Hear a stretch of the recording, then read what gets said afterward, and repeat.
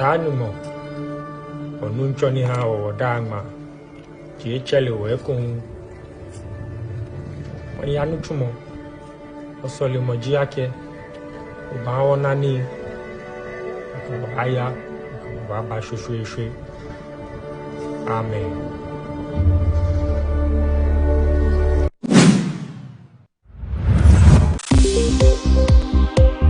Independence Day. Here are some stories making headlines in the various regions of Ghana.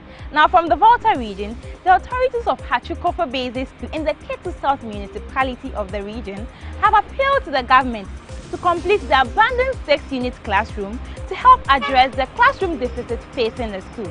The lack of adequate classroom blocks has compelled the authorities to merge classes and conduct teaching and learning activities under tents. The situation is negatively affecting academic work in the school. The PTA chairman of Hachukofa Basic School, Jam Kumado, has therefore appealed to the government to complete the abandoned 6-unit classroom block to help resolve the issue. 2016-2015 my and this no power. You just for government. Alaba you party about your power. This is your party never Alaba Middle live who Omanako and Kurancho, middle live who Manako and Kuranako and Kurancho. Ta a Hoyano, I never do my Hoyanami Pogboa, Bakaraji Baichi at the school while you never ya. I at least at the Vion managing Kanko, Alaba Omaga, Machita run on the Puchu. Until efforts are made by the government to provide distant classroom for the pupils of Hachukofa Basic School in the Ketu South municipality, teachers and learners will continue to teach and study under tents in unpleasant conditions. The Gas South Municipal District, in collaboration with the National Youth Authority, have donated sewing machines, industrial machines, hair dryers and other skills training tools for 10 craft masters and 50 apprentices under the Youth Development Program. Speaking at the ceremony, the Municipal Chief Executive for Gas South, Moses Okante, emphasized the importance of skill training in the youth development. March 3, 2026 marks a significant event in Gas South municipality as we gather to celebrate and empower our future leaders. Let's give a round of applause for everyone involved in making this occasion possible. I would also like to acknowledge the consent that ensures that these beneficiaries receive the training tools and items necessary for their craftsmanship. Ebenezer Awushi, District Director of the National Youth Authority, advised the craft masters to safeguard machines since they are government property. He cautioned them against selling the equipment, adding that proper use will allow more beneficiaries to benefit in the next phase of the program. As a master craftsman, we are entrust these machines to your care in order to train the young people who will come to learn. I humble appeal to you to take very good care of these machines so that the program can continue to benefit many others. Jonas Kluche, Greater Accra Regional Director of the National Youth Authority, explained that the initiative forms part of the government's broader strategy to rebuild the national economic growth through skills development. I appreciate His Excellency for coming up with this life-changing agenda that is actually going to transform the lives of our people. We may not see the full benefit of it today, but tomorrow, when the success story starts coming, we will be able to testify to it. Some beneficiaries see this as a chance to boost their employability and entrepreneurial prospects. They spoke to the media. Thank the government, especially His Excellency President. Thank you so much for this program. For more stories, kindly log on to our website www.metrotvonline.com and follow us on all social media platforms at Metro TV Ghana.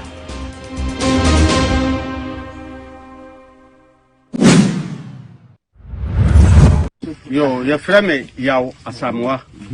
Dodo no a friend, Yam Ponsa, Ewo Echisisu. Na a hof and a mere cuckoo.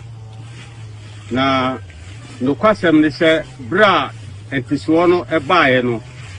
Na if it is a na mentias here, but me come more me who say ɛyɛ amaya atwa ye ho ahia titru kodi wo ene Togo ene amaya on edua koko no ye hu se on etiso a aba no kra echen yen die if you say world market ye to koko no price no aba from ultimi koto ade high price na on fanko edwa so enkoto no fofofo e basa edika ene bebre o mai no boboka Esanse ope akuafo asemunti ye die krade ye wate so no enye kese se onwa aka kodibu ani Togo ne aman a atwa ehu ahia no enuti se MPP fo abaha abe propaganda se akuafo yenti ase ene ntokwa ene ensem bebria yen akuafo me do me pensioner na me ye adwuma University of Ghana Legon and maba pension me ye okuani pi a ni panyina nim enu ti minim de America it obi antimi me dada ye enka se yate so enu ti yenye basabasa yeti ase aban no waya de chenyamaso do na afa mama ya meso me yo ba tan am kita nkwala kuya ne ye bi yenim se de yetie nanso ye radwo mahama ba ye no ene ma de na kom kama enye kokoo ne nko ne ye gina so de aye politics aka se mahama be se enuma no enchance ye de bodan so ene e wo fom cement wo fom blocks wo fom ene ma bebra na ne boye din ani entimi sidan no ene ye radwo mahama ba na da ma ne ma ni ra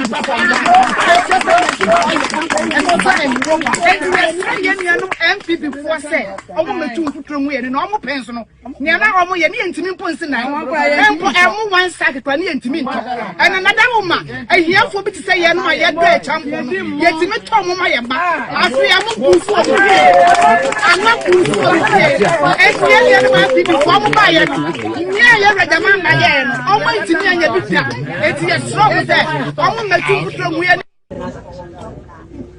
Bra any ko bebre try ho ahia okwafiafo ene ne ma menum ne me papa mo edom mo ene wo ase na ma me mo so mbe kaya beye bosumini wo ba ena moto nsafra mi ame ba e ko hia wo kokko no mu wo ho na mo de mo asem to manim se me komra hye bedwam a me ko ka ho asem uye mo sa de me ko ba bia ye emo yes eko kire me no kra munya tofo ewo wonto me bo mo no ba se me kodun kra mo beti enka e wo parliament nyame de kodun kra ye ko yeso no ya kwa nkotena se me di se ko mo ati se ya ye hu de da ye mampani ba parliament if you are there se munyina mu ya ye ko ni bi krampo e ko kire se hu no mu ko ni bi dan ti no mo tutu na se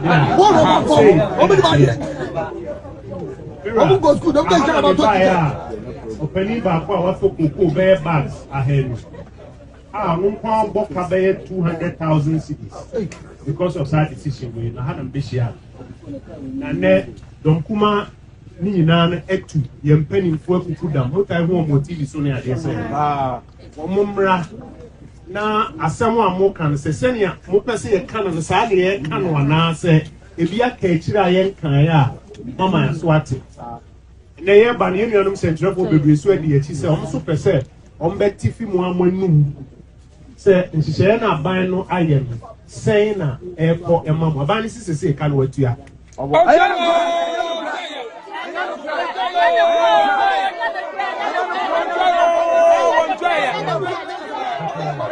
Ayano kra.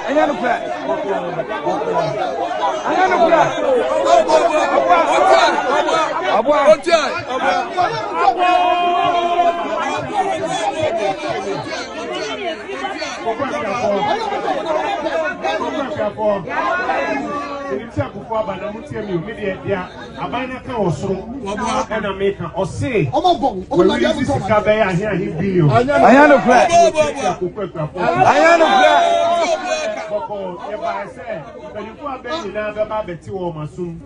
Say no cry, na say no cry. Mama ni ya mumu mekano eno na otuna mopa ni na traso ye ko parliament na ye mojuma enya mo na mo pa parliament enya mo na mo smile ya to ba mo ya mumu kan ya mumu mekano ni ko ho a ye be ka kan wo mo sabu to benya bre ko ona mo next time fa le bla no ba metumi abomo ni se me mpani mfo ya e ka ye wi ene beye if you're working or throw too much na aka e parliament ye she mo say sedi afe anamfie mi nu kura usika aka ban ye behwe ne aka ma de whatsapp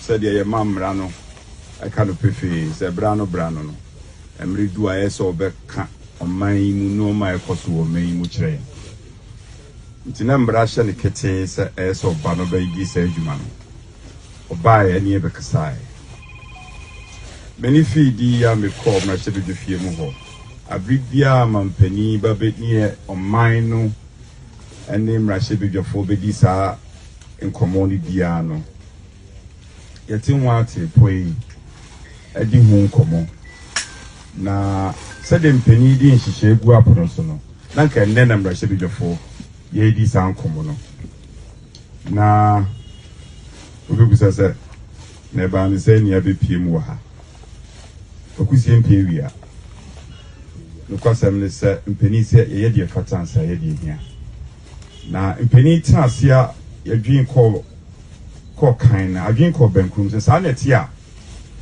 na brechie kase abo oman Ghana ne titu eye ye kokko akuafo enyina anim obi nsi trodoro matoa ye nananom adwuma omo ne ye de hwe ye binumu am ye bedum pempeso yi se ne akwa besa bibi firi so e ba beti bayira homa mu emma bayira mu kase a ese ye sori waka ekasemu amane bona na me bona eti ya che mu mienu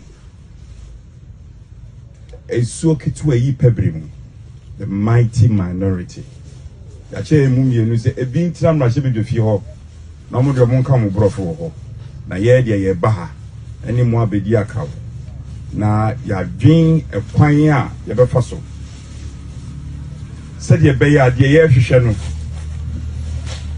yo komo hwehwe ani o me de ye hwehwe ni se nsa beka ye nananom ye nuanom okuafo dokia birom mojeni ye adwumaden magana ye fa ne tuma pafra enti ade no a aba no ye asemu a ebi si Ghana da ye si NDC ni jo mahama ba be ya bakosemu a enti abakosemu we no mba be ye ye ama ya hihye ye ho ne se ya pimwa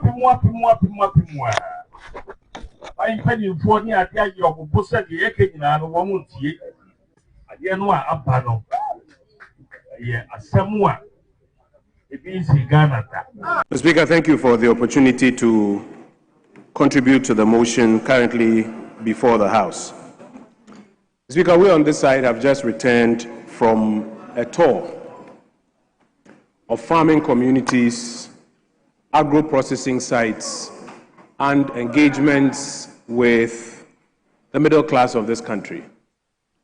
And we regret to inform our colleagues on the other side that as we listen to you paint a very glossy picture of the state of the nation, we observe that there is a wide gap between your state of the nation and the lived experience of millions of our compatriots in the country.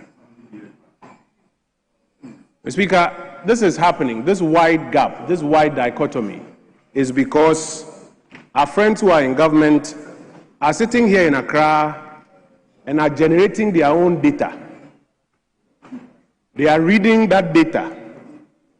They are believing that data. And they are telling the people on the ground that that is the reality on the ground.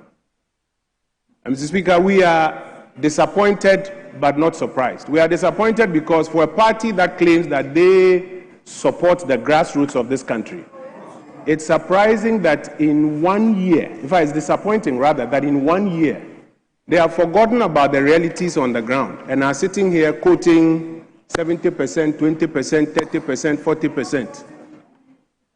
Just 1 year. But we are not surprised, Mr. Speaker, because as we had mentioned in 2024, a lot of the things that they were complaining about, they were just trying to capitalize on the genuine pain of the Ghanaian people. It's not that they had any honest answers to some of those issues. It's because we've heard them arguing in the last few days that the state of the nation is good and the state of the nation has improved. I want to respectfully submit to my colleagues that an improved state of the nation does not lie in the government statistics that you are repeating over and over. Honorable Member, an improved state of the nation should be identifiable in the lived experiences of people on the ground. For us, on the Committee on the Economy and Development, we are looking at three things: agri, industry, services. If you want to determine the true state of the nation, check the state of agriculture. As I mentioned, Mr. Speaker, we've just come back from the farms and the agro-processing sites. Talk to the rice farmers today. Rice farmers have borrowed money, cultivated rice, milled the rice, and have thousands of bags stored up in barns. Cannot find buyers because there is very little liquidity in town. Mr. Speaker, maize farmers, if you go to the north, maize farmers are complaining that they have cultivated maize. There are a lot of northern MPs who are here. If you stop reciting the numbers they've given you to recite in the chamber and you get on the ground, your maize farmers will tell you that they have borrowed money, they have cultivated maize, they have harvested the maize, it's stored in their barns and they cannot get buyers. They cannot get buyers to buy because there's very little liquidity in town. Mr. Speaker, the cashew farmers in the Bono and Ahafo areas, are complaining that the prices that are being offered them and the liquidity that is not available is putting them in peril. And as for cocoa farmers, I think we've spoken enough about them. On our tour recently, it's not just the farmers. The purchasing clerks are losing a lot of money. Now we are finding people who have invested in cocoa farms who are saying that they are contemplating selling their farms to illegal miners because they think they'll make more value from there. Yam farmers, Mr. Speaker, are complaining up north. So if somebody says that the state of the nation has improved, he should check the state of the farmers. A nation in which the state of its farmers is getting worse cannot be a nation whose state has improved. Mr. Speaker, look at manufacturers. The question to ask is whether or not the Ghanaian manufacturer today is better off than he was in 2024. If you speak to the manufacturers, you will find out that, for example, utility, including electricity bills, have gone up over about 28%. The cost of their locally produced raw materials, which they need for their production, is becoming unbearable for them in many instances. Mr. Speaker, if the Ghanaian manufacturer is worse off today than he was last year, the state of manufacturing cannot be better than it was last year. The state of the nation cannot be said to be better. Service providers, if our colleagues want to check, they should speak to the hairdressers. They should speak to the welders. They should speak to those who operate cold stores. they should speak to those who are doing computer coding, and they will tell you that they are worse off because today, among other things, even the cost of electricity is putting them out of business. So you can be here in the chamber and recite these numbers, that the state of the nation is better. The lived experience of the people on the ground is what the majority are looking out for. But Mr. Speaker, as I mentioned, we are not surprised because our colleagues have fixated on some things. For example, one of the things they are fixated on is trying to ace the inflation number. And so, as they have mentioned, my colleague tried to quote the number. He said it's 3.8. Let me respectfully remind him that just yesterday, they announced a new figure, 3.3. And we have argued that the method they are using, they can even get to zero very soon. But you see, what the people are measuring out there is cost of living. I've been on this side before defending inflation numbers. I'm telling you, take it from me, that what the people are measuring is cost of living. If what you are doing is heavily sterilizing about 62 billion Ghana cedis in the year 2025, and you are continuing with it, I'm telling you that inflation can even come down to zero with the method that you are using. But when people go out there and they are looking for an opportunity to even sell their goods, they will tell you that there's limited currency in circulation, there's very little money to generate demand. And Mr. Speaker, the sterilization they are doing is costing the Bank of Ghana so much that already the Bank of Ghana is beginning to prepare the grounds about the cost of their open market operations and how it's affecting their books. Mr. Speaker, one of the biggest statistics that exposes the fact that our colleagues on the other side are disconnected from reality is when they claim that in 9 months, 1 million people have found jobs in 9 months. I am sure that even the government statistician himself doesn't believe it. For our colleagues who are here, they themselves know that it is not true that 1 million youth have found jobs in 9 months. If it is true, why are the young people in your constituencies chasing you? Where are the jobs? Your 24-hour economy has become a hoax. Your 1 million coders, people are even looking for those who have supposedly graduated to give them contracts. We can't find the 1 million coders. Mr. Speaker, as for their other apprenticeship and job creation programs, the least said about it, the better. So where are these 1 million jobs that you claim you have created? As I have said, you can recite this number over and over again. The lived experience of the young Ghanaian out there is what will be measured at the end of the day. Mr. Speaker, now we are worried that where there are real numbers that should be investigated, our colleagues on the other side are running away from it. We have filed motions to investigate the $214 million loss on gold transactions. Every week we come to this chamber, we are not having an opportunity to move that motion.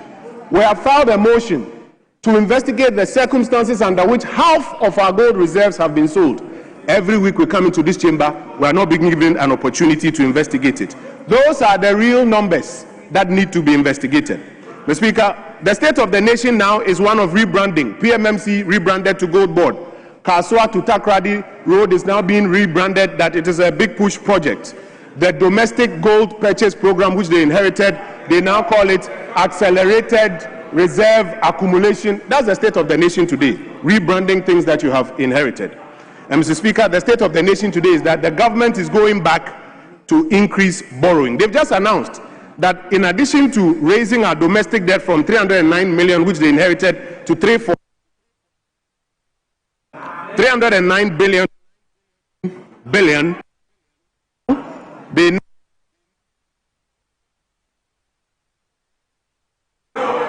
thank you. Government is broke, government is broke. The people are spending billions to go inside the government that is broke.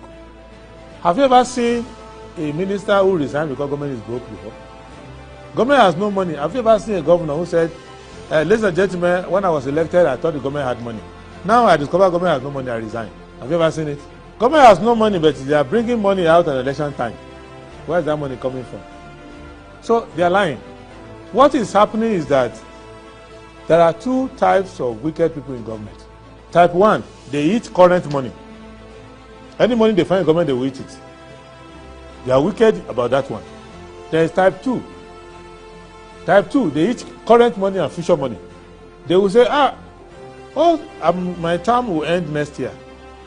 When I leave, how will I eat money? Let me borrow money now and borrow money of the future and eat it now. We talk too much and we complain too much. And most times when we even get the opportunity, we hardly make any meaningful changes.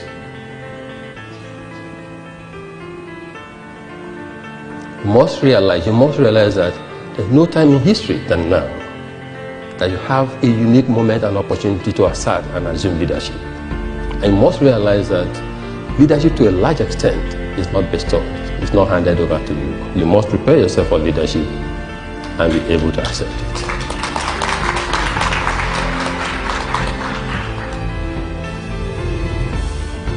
There's vacuum, leadership vacuum in Africa. In the public sector, there is. In the private sector, there is. And that leader can be you. And should, in fact, be yourself.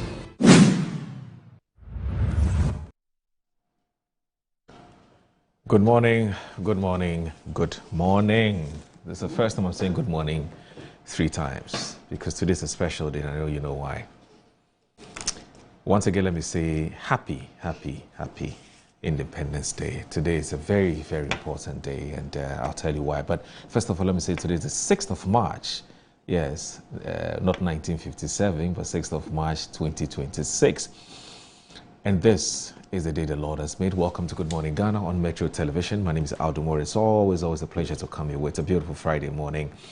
Let's go for Juma prayers. Muslims, we're celebrating, we're observing the month of Ramadan. And so even if you don't used to go to Juma prayers, please take advantage of this holy, special month of Ramadan. Let's meet at the mosque at 12:30 and pray to the Almighty Allah.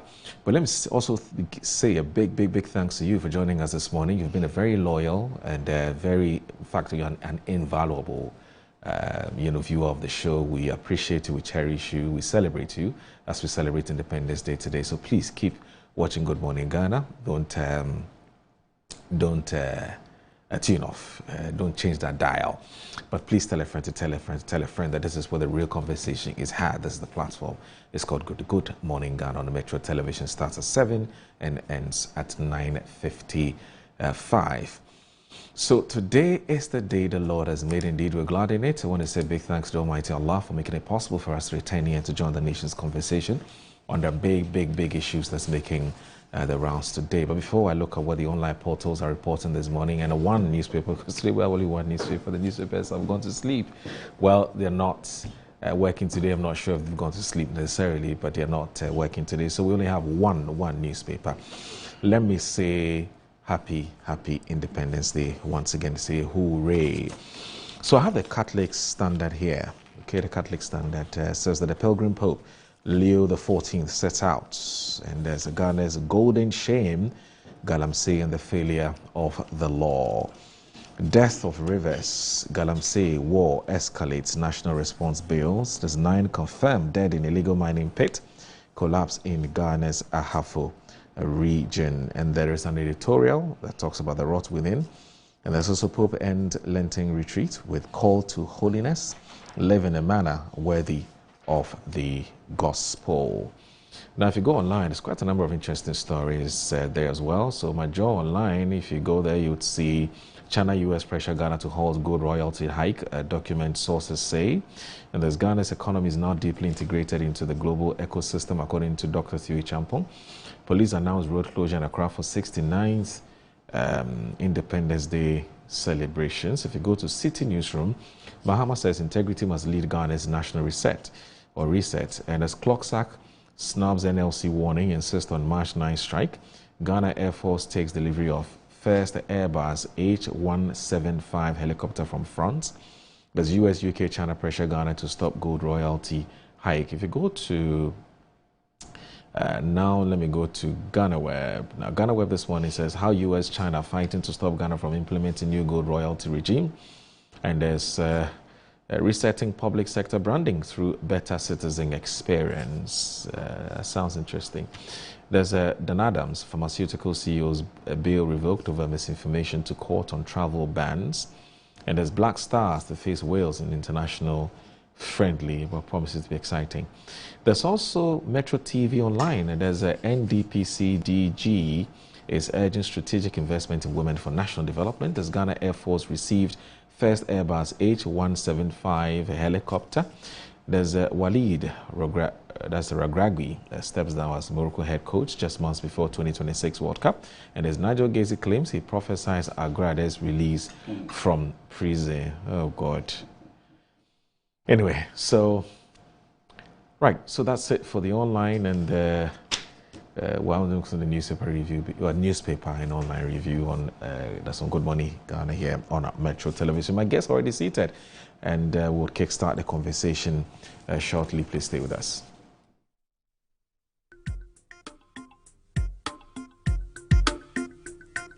Ikujina baby na say your friend when ya de bonne. Ghana memo ye buye ne ye pe controlling centrally treasure Ghana man and pese money. Kofi babone me boko ko jani bonne. Chema santi go nature Ghana man say munti mini obra for me wo fa hundie. Koma modi momu jumadi mun konumdie. Nu say Yangara assassin eya body de mayen. Mujana nan mi hwegunya de to homa yen. Dom yen, bua yen, je yen adu. Mene won so say yen so be ye biato aso mu aso kata so omanyi mu de ema so ene. E bisa de wa ye mo magana wo beka so. Lawyer for, doctor for, mami misa nurse for, ready for, driver for, mami misa fita for, ekwa for, tailor for, mami misa baba for, soldier for, teacher for, mami misa suku for, rap for, Ghana rap so for, me say me straight o man for. Unyina monye bako, she say yete fa. But you we say we back one ebu, okambo mo embu, krobe asante kotoko. Map beba is the motto. Yemfa koto loto. Manyi mu mo frane yesi munya to bwase ne hombrase. Uboni ni di na mon koto. Bible chese di weja ne wonani. Unkwana so ware wasase so. Enti munya brebre. Nana yemi ne odia. Se kambo mo ne bi. Kedian bon kwami ensan. Osoni asase ya ensan. Nana no mo sama for ensan. Yi kwami kuma pa ye. Kedian bon kwami ensan. Osoni asase ya ensan. Nana no mo sama for ensan. Yi kwami kuma pa ye. Uwe na chai ofo front me. Midna hama Ghana. Fre osaji fo Dr. Kwame Nkrumah. Yebo wudin, wudye wuyentin, wudu wunyasa na Ghana to hobe yo hin, ewim yedin, brofoko mabobri me fise wo se wakuku dompo doso te senwin. Dr. Kwame Nkrumah wudu wunyasa te senshoma, Africa mamu nyina ye jutu mu se wudi mo homa, bapoma, weni ate saberima, weni afriti sabronoma, badum no adabro mama Ghana nyafa hundie, yesha man se nyina mo munya aso na muntie, rekete ibini mabu homeso, rekete adeshema mabu homeso, rekete asantini mabu homeso, rekete Tini mabo homeso, rekete ayikweni mabo homeso, rekete kwa uni mabo homeso. Hausa, kwapem, achim, bono, dakumba, nkrai.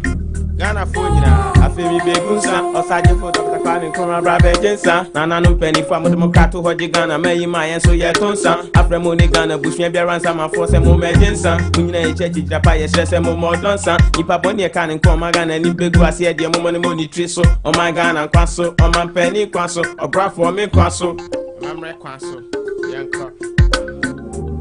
Misu Kedian bon kwami ensan. Osoni asase ya ensan. Nana no mo sama for ensan. Yi kwami Nkrumah pa ye. Kedian bon kwami ensan. Osoni asase ya ensan. Nana no mo sama for ensan. Yi kwami Nkrumah pa ye. Kedian bon kwami ensan. Osoni asase ya ensan. Nana no mo sama for ensan. Yi kwami Nkrumah pa ye. Kedian bon kwami ensan. Osoni asase ya ensan. Nana no mo sama for ensan. Yi kwami Nkrumah pa ye. The last two.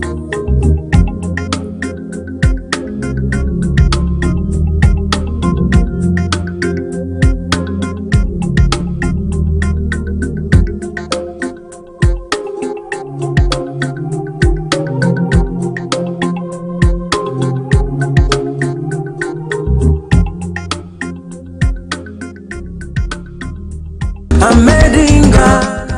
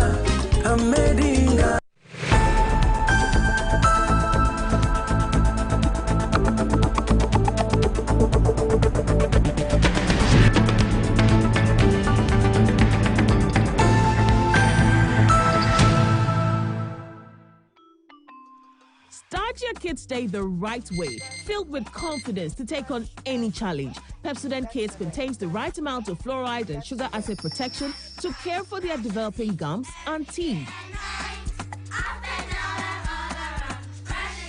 Grab either orange or strawberry so they brush with the sweet flavor they love morning and evening. Pepsodent Kids, giving your children a bright smile for a brighter future. I'm a brand manager. Of course, I accept only quality and affordable printed souvenirs for my promotional campaigns. I'm the head of academic affairs of a very important institution in Ghana. Of course, we only deal with quality, reliable printing companies for our institution's printing materials. I'm talking about appointed time printing. Appointed Time Printings. We take pride in our extensive print scope that transform your ideas into captivating visual masterpieces. We delve into the core objectives and vision of each print project. Precision printing is at the heart of our printing process as we meet your tight deadlines. Our rigorous inspection, color verification, and overall printing excellence are assured. 20 years of printing excellence. It's always a pleasure working with you to create a vibrant, dazzling printing experience that gives you a masterpiece. Appointed Time Printing, your world of quality and affordable printing.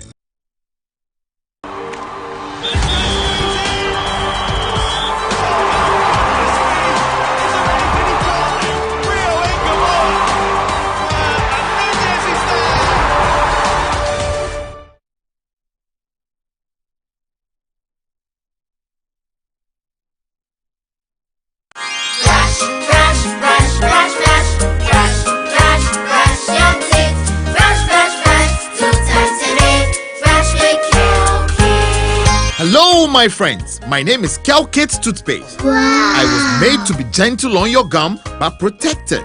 I will protect your teeth from cavity, make your teeth whiter, stronger, keep your mouth fresh all day. And best of all, I'm strawberry flavored. So put on a smile and try me. That's amazing. Just try me. That's my job. If you say so, jump on my brush. Makes your teeth stronger, chicky chicky whiter, chicky chicky stronger. Yay! You did it! I'm glad you like your new toothpaste. Don't forget to brush both day and night. Calkits, happy smile.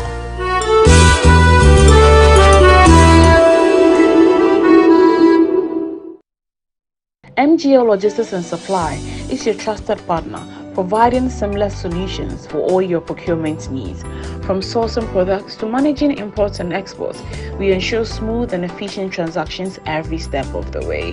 Whether you require goods from across the globe or need assistance in exporting your products to international markets, we got you covered. General trading is at the heart of our expertise. We specialize in a wide range of products, catering to various industries and markets. As a trusted dealership in building materials, we provide high-quality products that meet the demands of our construction projects. Additionally, we act as manufacturers' representatives, connecting producers with distributors. Our expertise in logistics is the backbone of our operations. We plan and execute transportation and delivery of goods, ensuring they reach their destination on time and in optimal condition. MGO Logistics and Supply, guaranteed satisfaction. The Ghana Trade Fair Company is proud to announce the most anticipated shopping event of the year, the Eid Al-Fitr Grand Sales 2026, from Wednesday 18th March to Monday 23rd March 2026 at the prestigious West Hills Mall. Discover stunning fashion, exquisite jewelry, luxurious fragrances, innovative gadgets, and beautiful homeware, all at incredible sales prices. Showcase your product to thousands of eager shoppers during this peak festive season. Register now for your best spot. Contact the Ghana Trade Fair Company Limited 0597 423 304 or 0244 469 451 or 050 2500 632. Fancy Gadam will be performing live at the fair. Celebrate it in style. Eid Al-Fitr Grand Sales 2026. Partners: Ghana Enterprise Agency, Ghana Export Promotion Authority. Media partners: UTV, Peace FM, Kasapa FM, Metro TV, Bina TV, Channel 1 TV, Joy FM.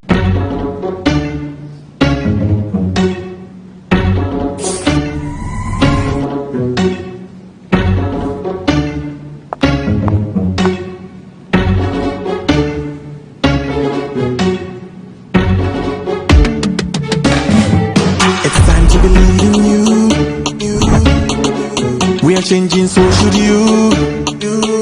If you're dreaming, don't be afraid. And in the valleys, keep your head up high. Dare to dream with Puma drinks. Puma, yeah. Believe it, you can achieve. Puma. Oh yeah, clap your hands for the whole new vibe. Make we start the blessing. Oh yeah, come alive. Let me hear you.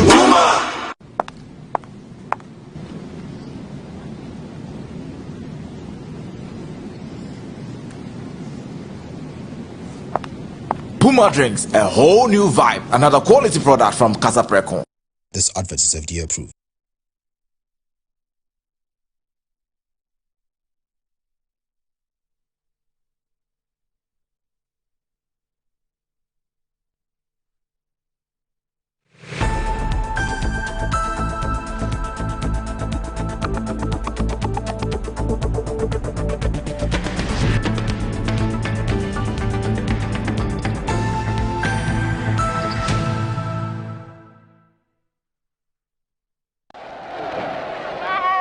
There is a new African in the world. That new African is ready to fight his own battle and show that after all, the black man is capable of managing his own affairs.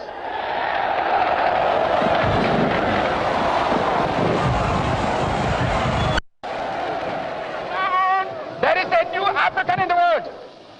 That new African is ready to fight his own battle and show that after all, the black man is capable of managing his own affairs.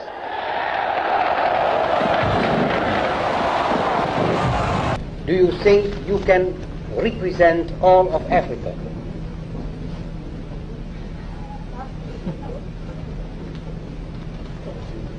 Me represent Africa is too big for me. I'm only trying to throw out ideas. And so it's only the ideas and principles which I believe in, which I think will be the ultimate help the continent, is what I'm trying to put forward. And if the ideas and principles which I put forward is taken by the great majority of the people, Ago! When you come, Madam Kasa Kakra, and when you come in Wintiam Kakra, Menkasapi. Damapara Makade, Bakans Babukakran, and Yamakan Fancy. At long last, the battle has ended.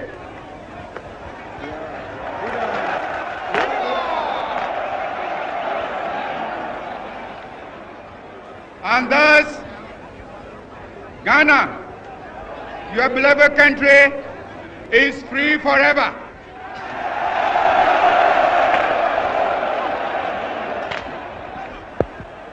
And yet again, I want to take the opportunity to thank the chiefs and people of this country, the youth, the farmers, the women, who have so nobly fought and won this battle. Also, I want to thank the valiant ex-servicemen who have so cooperated with me in this mighty task of freeing our country from foreign rule and imperialism. And as I pointed out at our party conference at Sorbonne, I made it quite clear that from now on today, we are waking, we shall no more go back to sleep anymore. Today, from now on, there is a new African in the world. That new African is ready to fight his own battle and show that after all, the black man is capable of managing his own affairs. We are going to demonstrate to the world, to the other nations, young as we are, that we are prepared to lay our own foundation. As I said in the assembly just a minute ago, I made it point that we are going to say that we create our own African personality and identity. It's the only way in which we can show the world that we are ready for our own battle. Dear fellow Ghanaians living abroad, I wish you a happy Independence Day. Though you're celebrating far from home, you remain vital members of our national family, and I'm honored to join you in that spirit. Today, as we commemorate our 69th year of independence, we do so under the clarion theme, Building Prosperity, Inspiring Hope. It is and must remain a sacred promise that guides every decision we make, every policy we craft, and every dream we dare to pursue. 6 days ago, I stood before Parliament and presented the state of our nation. I spoke candidly about our challenges and proudly about our progress. Today, I speak to all of Ghana, to every farmer in the northern Savannah Belt, every trader at the Makola market, every teacher in our classrooms, every nurse in our health facilities, every young entrepreneur with a smartphone and a dream, and every Ghanaian wherever they may be. Our democracy is stronger because we've learned to disagree without being disagreeable, to compete without destroying, and to transition power peacefully as a testament to the maturity of our people. When I assumed office, I came with a clear mandate from you to reset Ghana, not to merely manage our challenges, but to fundamentally transform our approach to governance, development, and national prosperity. Resetting Ghana means restoring integrity to public life and reviving industries that were left dormant. It means rekindling hope in the hearts of our young people. I'm proud to report that over the past year, we've made significant strides. We have begun the difficult but necessary work of stabilizing our economy, bringing down inflation, strengthening our currency, the cedi, and restoring investor confidence. We've renegotiated our debts on terms that are more favorable to our people. We've cut wasteful expenditure and redirected the saved resources to critical sectors like health, education, and agriculture. But economic statistics, though important, do not tell the full story. Resetting Ghana is about resetting values, resetting expectations, and resetting the very relationships between leaders and the led. Under my leadership, we will not pay lip service to fighting corruption. The war has been waged against it, and the fight will be intensified. I've insulated anti-corruption bodies from political interference and made it clear that no one, regardless of position or party, is above the law. But government alone cannot win this fight. We need a cultural revolution that invokes in all of us the values of honesty, diligence, and accountability that our forebears held very dear. We must teach our children that integrity is not negotiable, that wealth acquired through dubious means is a curse and not a blessing, and that true success is measured not by what we accumulate, but what we contribute to national progress. Countrymen and women, independence came with freedoms, but freedoms come with responsibilities. We must restore discipline to our national life. Discipline in how we handle public resources.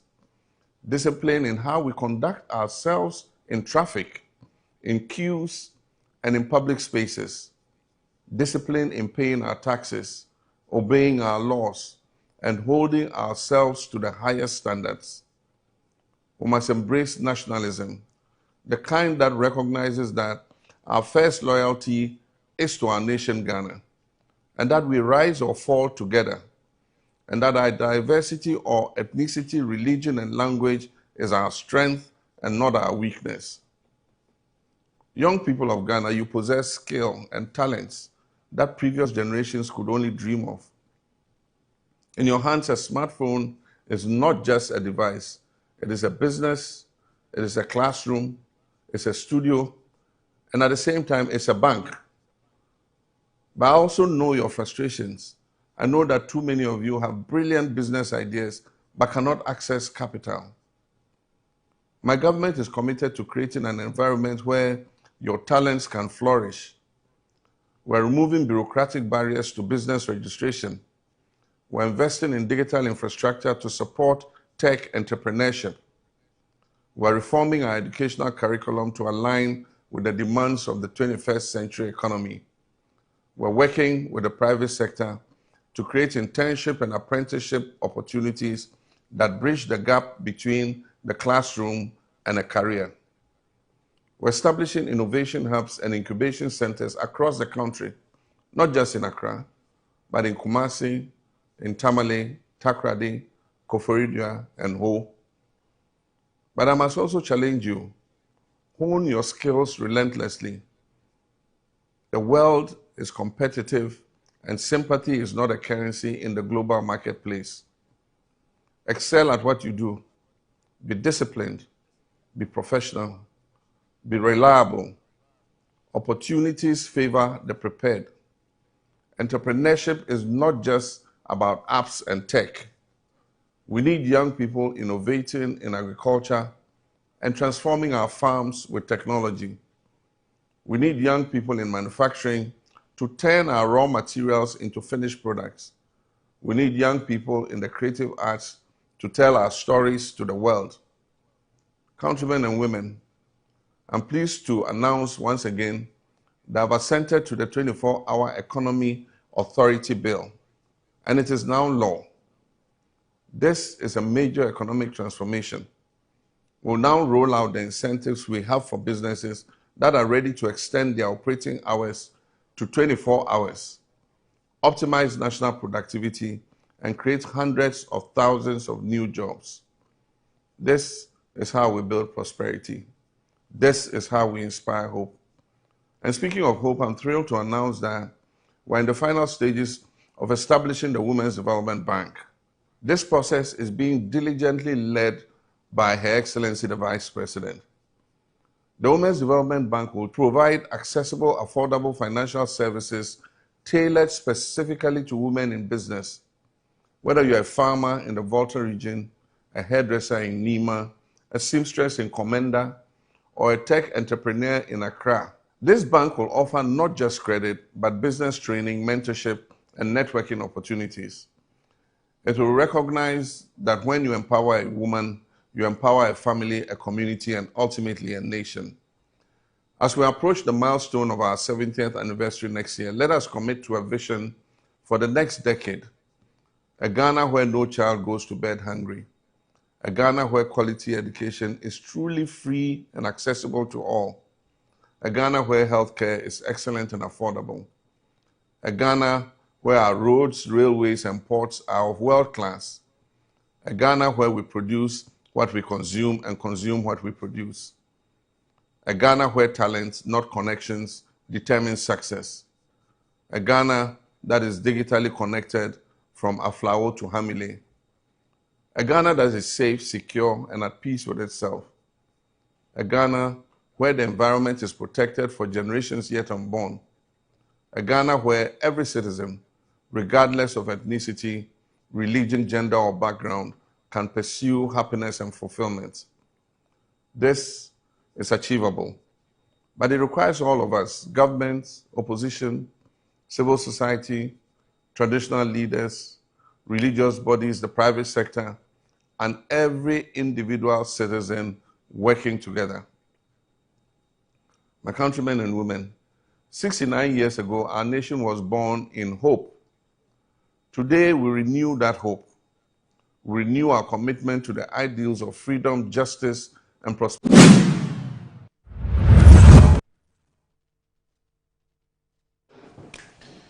Well, indeed, it's been a blend of what you may term as political activism. It's been a blend of resilience. It's also been a blend of what you may call political negotiations and peaceful protests that has brought us to this point. Today, Ghana is 69 years old. But are you proud? Is Ghana a proud retiree? If I may say, I mean, when our forebears stood on that podium, must have been, well, that's in 1957 on the 6th of March when they said Ghana is free from whatever they said. Those were the feeling and the thinking at the time. But they had a vision, they had a dream, they had aspirations, and we would ask whether those aspirations and vision that they had, a dream that they had, is what we're seeing today. We're not going to ask what went wrong because we've talked about that for a very, very long time. But what do we need to do to leapfrog our development? Because there's been a lot of talk about the fact that we've only gained political independence. We still haven't gained full economic independence, and that's where we need to focus perhaps our conversation on this morning. But yes, it's fair to say it's been a journey of strength, it's been a journey of resilience, it's been a journey of progress, and so happy Independence Day to Ghana. Ghana is 69 years today. Hooray! We should be popping some champagne. Unfortunately, I can't pop champagne because I'm fasting. It's Ramadan time, isn't it? So I need to remind myself, but I'm sure my guests would attempt that. And speaking about my guests, they're seated already. One is in a beautiful fugu. The other one is in a, well, both dresses locally made, but except that they are different. One is in a fugu, and we know fugu has now become the mainstay as far as our traditional apparels or attires are concerned. We're supposed to be donning them every Wednesday as per a presidential advice or directive. So you see the two of them there. Eves Hansen Norte. He's a former MP for Tema Central and also a member of the NPP. Wanda Madilo is also here. He's he's a youth development, he's a development policy analyst, and then also an entrepreneur and a former National Union of Ghana Students leader. The man is here, Wanda Madilo. He's one chap I've always wondered why he's not in government. This man, he should be in government. What is he doing outside of government? He doesn't complain. He tells me not to stop saying these things. But look, I've known him for more than 25 years, and I know what this man can do. He's doing outside of government. If I'm outside government, it makes sense. I'm a journalist. That's the role I play. I play to, national. That's my quota towards national contribution, national development. But he's supposed to be in government. How? Anyway, that's my little rant for today. Gentlemen, good morning. Good morning. Good to see the two of you this morning. Good morning. And I hope everybody's fine. Yeah, good morning. Wanda is always very uncomfortable when I'm questioning why he's still not in government. He's so uncomfortable. And sometimes I went off air, it goes like, Charlie, look, I beg you, make us stay for my small corner. You have his time. I mean, look, when you see quality and that quality is not being tapped into, sometimes it bothers you, but it is what it is. I'm sure that the president knows exactly what he's doing. In fact, I'm very certain he knows exactly what he's doing. So, well, maybe at some point. We can't wait because we're told there's going to be some reshuffle at some point. We don't know when, whether tomorrow next, middle of the year, end of the year, we're not sure, but there's definitely going to be a reshuffle that we know for a fact. And so we'll see how that goes. Because the fact of the matter is that some of the appointees have not really lived up to expectations, really lived up to it. I'm not saying it's all my ball, but they've not really lived up to expectations, and I'm sure the president knows better. And so some of them would either have to be reshuffled, or some of them would have to just ask to just go and stay home, because it's reset, isn't it? It's reset, and this is the president's last term. It's a legacy term. And so if you come and you joke, you just have to go and stay at home. Maybe at some point on Good Morning Ghana, we'll be taking on some appointees who are not doing well because you're taking my taxi, you're supposed to be working. If you're not working, I'll take you on.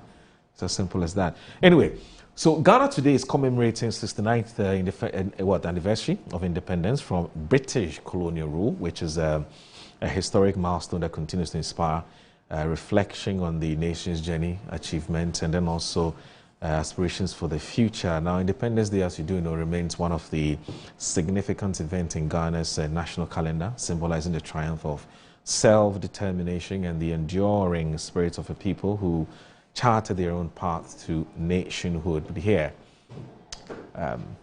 Yves has a very interesting analysis on this nationhood, statehood thing. I'm sure that today he will try and summarize that for all of us to go back to basics, understand exactly where he's coming from. But he's been quite consistent on that, based on some articles and materials that he's read, and he has bought into that view that has been expressed by those authors, and he likes to share them very happily. Anyway, so it's been nearly 7 decades after that historic declaration of the Independence Day by Dr. Kwame Nkrumah, Ghana's first Prime Minister and President. And on March 6, 1957, Ghana continues to commemorate this very, very important day with national ceremonies, civic activities, and community engagement aimed at strengthening patriotism and national unity. Now, this year's celebration is expected to draw renewed public interest, not only because of the historic significance of the day, but also due to the national reflection that it inspires about Ghana's development trajectory. Now, the official theme for this year's celebration is Building Prosperity, Restoring Hope. Building Prosperity, Restoring Hope. It'd be interesting to pick the thoughts of my guests on this theme. Now, President Mahama has been describing the theme as more than a ceremonial slogan and noting that it reflects the broader direction of the government's economic and national agenda. And the theme, I'm going to quote him, the theme for the 69th Independence Celebration, Building Prosperity, Restoring Hope, is not just ceremonial, it's the blueprint that guides our administration and action, the President said ahead of the anniversary. Now, the theme resonates with current national conversations about the economic recovery, job creation, renewed optimism for Ghana's future, and aligns with broader calls for inclusive growth, accountability in governance, and the strengthening of public institutions. And so Ghana's independence in 1957 marked a turning point in African history. The country formerly known as the Gold Coast became the first sub-Saharan African nation to gain independence from colonial rule, igniting liberation movement across the continent. So it was the moment Dr. Kwame Nkrumah declared that the independence of Ghana is meaningless unless it is tied to the total independence of the African nation, or the total liberation of Africa. It resonates far beyond the country's borders and positions Ghana as a symbol of hope and possibility for many colonized nations. Now, since then, Independence Day has served as a reminder of the sacrifice of the country's founding fathers and also freedom fighters whose determination paved the way for political freedom and self-governance. But let me also run you through what you can expect today, because you do know that there's been a change in policy in terms of how the day is celebrated. I mean, I participated in the 6 March parade. It must have been somewhere in 1991, 1992, on Independence Square. I believe that I did a good job. Yes, I did a good job. Yes, I believe that I did a good job. But now all of that is going to change. I mean, we're just going to have just a few schools that are doing the marching, and a number of other things that have changed, have had to change since this administration came to power. Remember, we're resetting. We're resetting. We're trying to be efficient when it comes to public expenditure. So let me just do a quick one. So some major roads in Accra will temporarily close to traffic on Friday, March 6th, as the country marks its 69th independence anniversary at the Jubilee House. It's in a statement issued on Thursday, March 5. The Ghana Police Service says that the restrictions are part of security and traffic management measures for the national celebration. Now, the service states that the affected roads include the Liberation Road. You know the Liberation Road. I know you do know the Liberation Road. From the Opebia intersection towards the Central Business District, Independence Avenue at the Akwaje bypass, and also the Jawaharial Nehru Road. Now, the roads will be reopened to traffic after the ceremony. So motorists who are using the Liberation Road have been advised to divert through the Kaukudi Road. That's what I used when I was coming this morning, via the Kanda Highway to connect to the Barnes Road towards the Central Business District. Alternatively, drivers may use a Gifford Road towards Osudu. That's Barnes Road in the UK, in England, isn't it? Yes, yeah, I think so. Anyway, we're talking about extricating ourselves from colonial rule. We're still talking about Barnes Road. Anyway, well, I don't know what is that. Anyway, so let me just do this. Just a quick update on what you should know as far as today's independence celebration is concerned. So Felix Ofosu-Kwakye, who is the Minister for Government Communication and also spokesperson for the President, has been telling us that a parade will be held at the forecourt of the Jubilee House. The ceremony is being held on the theme, Building Prosperity, Restoring Hope. It will be attended by ministers of state, members of the diplomatic corps, invited members of the general public. There will be a parade of military personnel, and the reviewing officer will be the Commander-in-Chief, President John Dramani Mahama. The special guest of honor is the Prime Minister of St. Kitts and Nevis, Dr. Terence Michael Drew. And we're told that all is set for the occasion. He's been explaining why the government has, as a matter of policy, scaled down the celebration from the previous pomp and pageantry. And it says it is to save costs. It is to save costs. We don't want to spend a lot on this because we're still broke. We don't have money.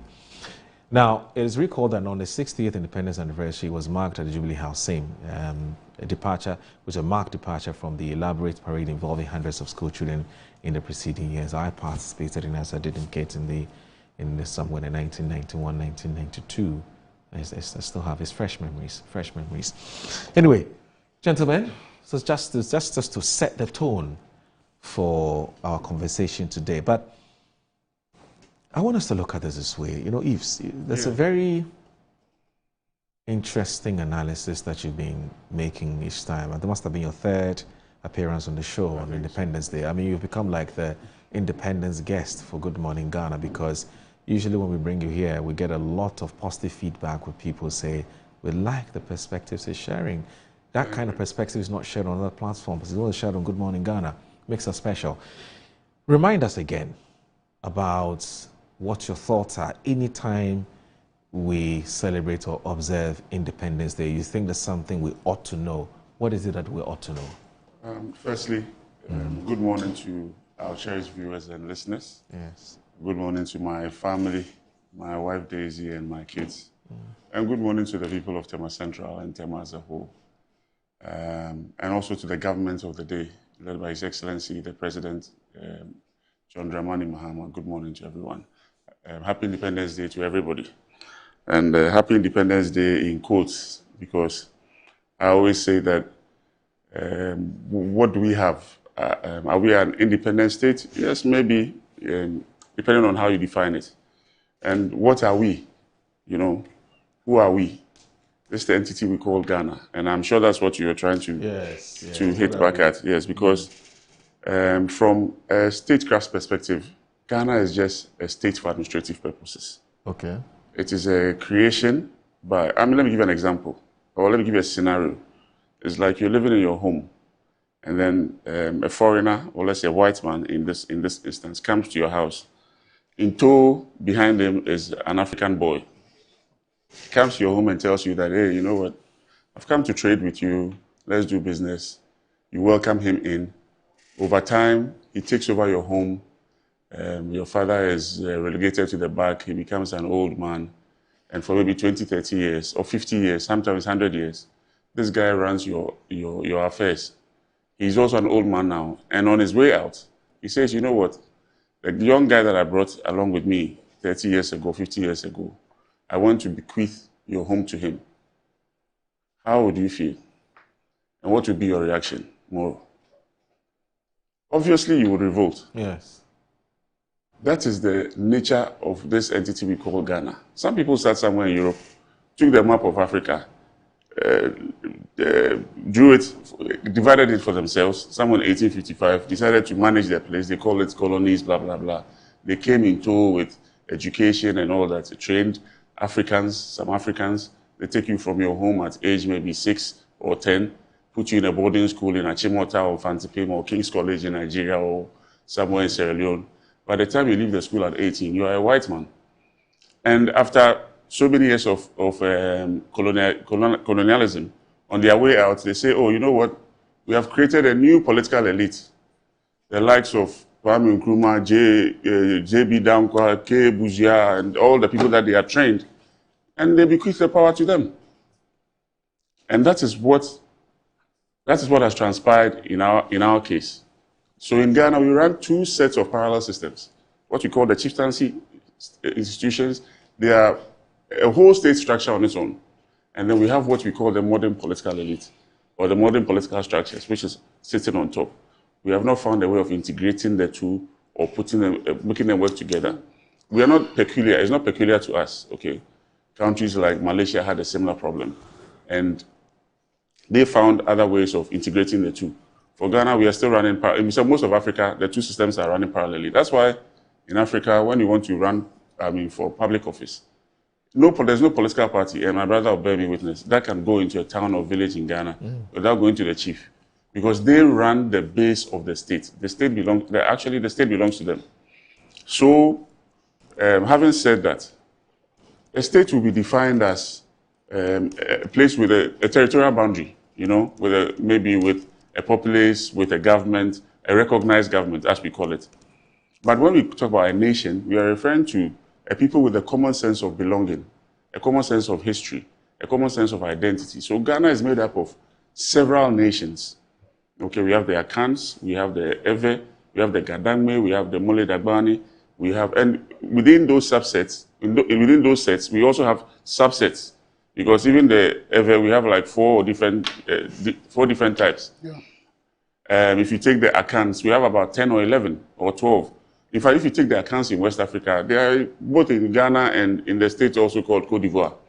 If you take the Adverts in West Africa, they stretch from Ghana all the way to Nigeria, southern Nigeria. So we have to understand the nature of our state. And then based on that, we develop or build structures that reflect who we are, not what somebody has made us to be. What we have today is what somebody has made us to be. And I would say colonialism and its effects, or what you would call even neo-colonialism. So if you find yourself in the Parliament of Ghana, for example, like I found myself, you are just perpetuating what was started by Gajesberg and co. That's what we are doing. We're not doing anything beyond that. And that's what we are doing in our politics reflects in what we do in our economy. Our economy, the dynamics of our economy has not changed. The structure has not changed. So our problems stem from the structure of the state. And what we see are just the effects of it. If you take the Asian states that you have, even India, Bangladesh, Vietnam, Japan, they are nation states built on who the people are. So Japan is for Japanese people. Korea is for Korean people. If you go to Vietnam, they are all Vietnamese. If you take Bangladesh, which is a classical example, which used to be part of East Pakistan, for example, Bangladesh became a nation, became part of Pakistan by virtue of religion. But they said, no, yes, we are all Muslims, but we are Bengalis. We are a different people from the people on the other side in Pakistan who were Singhs, Gujaratis, and all that. So, because we want to keep our language, keep our history, keep who we are, we want to be out of this entity called Pakistan, and it became Bangladesh, the land of the Bengal people. So ideally, that is what Africa should have been. We should have gone to the drawing board and realigned our states to reflect who we are, so that we'll be able to keep our culture, keep our languages. The stresses on our languages today, that we are not able to speak Ga in Accra. Our kids cannot even learn the Ga in Accra. Or even Chi in Kumasi. Today when you go to Kumasi, kids are speaking English. And I can bet you that 200 years down the line, we will lose all our languages. We will lose who we are. We would have become an appendage of Europe of a sort, like you would find in some of the Francophone countries today. Some of the indigenous languages have died and gone. So it is a function of the structure of the state. Okay. Luckily, our local government structure actually recognizes that. And because of that, we have created our districts along our traditional authority boundaries. So if you take, I use Tema as an example. When we talk about Tema, it's not just TMA. It is Tema, Ashaiman, Adenta. These are all territories of the Tema Traditional Council. So, but the districts fall within those spaces. So we've been able to correct it of a sort. But what we would actually need would be a politically and fiscally devolved, regional governments. That's my view. Regional governments that fall within largely a language territorial boundary, so that those regional governments can take care of themselves. And then a better integration of our traditional political institutions into the modern political structures that we have created, similar to what Malaysia has. So in Malaysia, for example, they even rotate the ceremonial presidency amongst the traditional leaders, so that everybody feels part and parcel of the state. It may look very far-fetched, but it is a solution to some of the biggest problems that Africans are facing. All the conflicts in Africa are because of these issues, whether it's Mali, whether it is the Tuareg rebellion, whether it is the rebellion in Ethiopia, whether it is Rwanda and Burundi. It is the same issue. In fact, the civil wars that we have had in Africa over and over and over again, that is why whenever there's a political crisis, the people just disintegrate back into who they are. They go back into their territorial boundaries, because you have an army and then overnight the army does not exist anymore. Why? Because the people go back to their identities. We have to go, it is not something that has not happened in the world before. The only reason why Dubai is what it is today is because it's actually a federation along their ethno-linguistic lines. And India, same thing. India had a similar problem with us, like us. But India went back to the drawing board and realigned all their states internally so that everybody feels part and parcel of the state. In fact, in your introduction, I heard you say that Ghana used to be the Gold Coast. Yeah. It is one of the fallacies that you have been taught from school. What is it? Because Ghana is an entity made up of four separate political identities. We had the Gold Coast, which was one, which was just along the coast, just maybe 11 kilometers inland. We had Ashanti, we had the Northern Territories, and we had Transvolta Togoland. These four entities came together to create what we call Ghana today. So, but it's interesting that oftentimes there's only a mention of the Gold Coast. Exactly, and it is absolutely wrong. And the rest are left out. It is absolutely wrong. So that's what we all taught in school. And before the show, we were discussing our history. Yeah. You know, it is because our history is told from a perspective of the CPP at that time. The history is told from that perspective, the perspective of the CPP at that time. It was more like a propaganda tool. You know, it's true. I mean, that is my analysis of the history, because the history doesn't tell us, for example, anything wrong with the maybe with the Kwame Nkrumah. It portrays Kwame Nkrumah like a demigod. So obviously, people had issues with Kwame Nkrumah. It was as if there was no opposition to Kwame Nkrumah.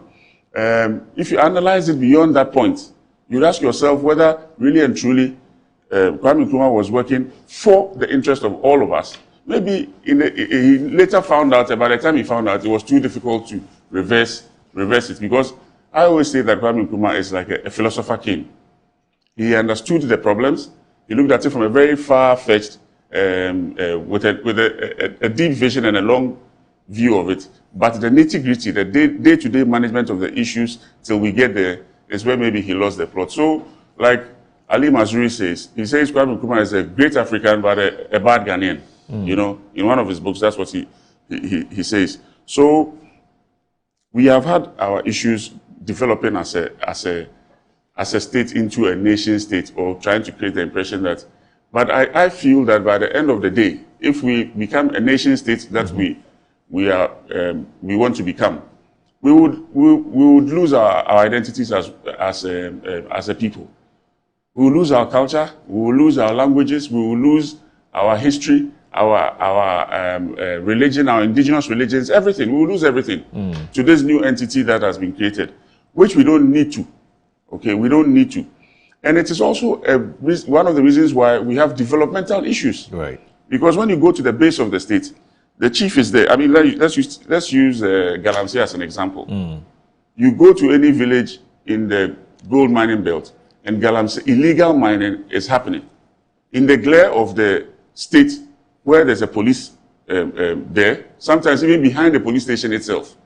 And you know, behind the police station, illegal mining was taking place there. There's a chief in the town who is a traditional authority, and he sits aloof because he says, you know what, I don't have the power to stop them. The power is with the state. Right. The power is with the central government. The power is with the people that have taken over our ability to use coercive force to manage such situations. And yet, the police also has no capacity to solve to stop the problem. Right. So what does that mean? It tells you that the state is non-functional. The state is only on paper, but in reality, the state is non-functional at the bottom of the state. Okay. And that is why we need to integrate the two. If the two are working together, not by just lip service or from what we are saying, no, but by constitutional design, then you would have a better policing of our resources. Because one, the chief, who is traditionally the owner of the place, together with his people, would have a reason to defend it. Would have a reason to say that, no, this is for my... Otherwise, the next step would be that they will be at loggerheads. If the chief rises to say that I want to stop it, then it means that he's going to arm his people to stop it. Arming his people, we will say that, no, he's usurping the authority of the state, and therefore cannot be able to... He's not allowed to use arms, and therefore will be falling foul of the law. But at the same time, he's seeing that his resources are being depleted or destroyed. His forests are being depleted or destroyed.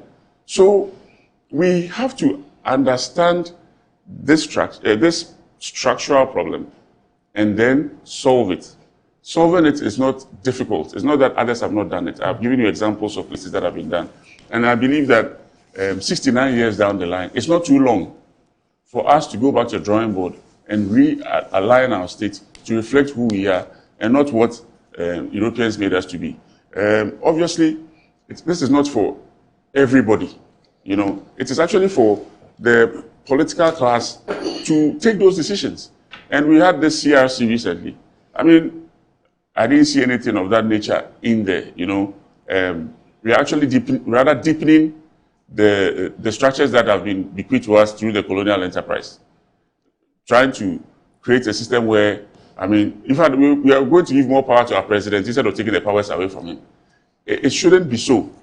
We're actually taking some of his powers out. Oh, the powers that we're taking out are very significant. Cosmetic, in my view. You know, really? Yes. That's another we should have a conversation. A situation where the people in political office must never feel that they are indispensable, and that we can wait for 4 years to take them out of power. No, because we have seen that both political parties, or many of the political parties in Africa, end up turning out to be gangs of thieves, in quotes. I'm using the words in quotes because I also belong to a political party. Okay. Because when Party A leaves power, we get to know that Party B, when was in power, was stealing.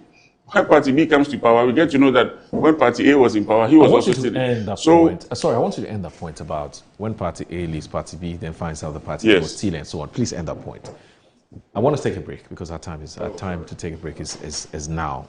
So you're watching Good Morning Ghana on Metro Television. It's a special edition of Good Morning Ghana, and so you notice that the conversation is a bit different. But it's about Ghana's 69th independence celebration, which we're observing today, and it's my guests are expressing some very interesting thoughts about why Ghana is not able to develop at the pace at which it's supposed to, comparing us to the likes of Malaysia and Singapore, and the list goes on and on and on and on. And he has identified what the problem is based on his readings and research. So I'll come back for him to continue with that before I bring in Wanda Madilo. But also remember that the Independence Day activities will start at 9 a.m. we're told. And when it starts and the President, His Excellency John Dramani Mahama, takes his turn to speak, then we'll go to Jubilee. But otherwise, we'll be showing you excerpts of what's happening at Jubilee whilst we're having a conversation. And we may go all the way to 10:30, possibly 11, depending on how things go. So stay with us. This is Good Morning Ghana on Metro Television.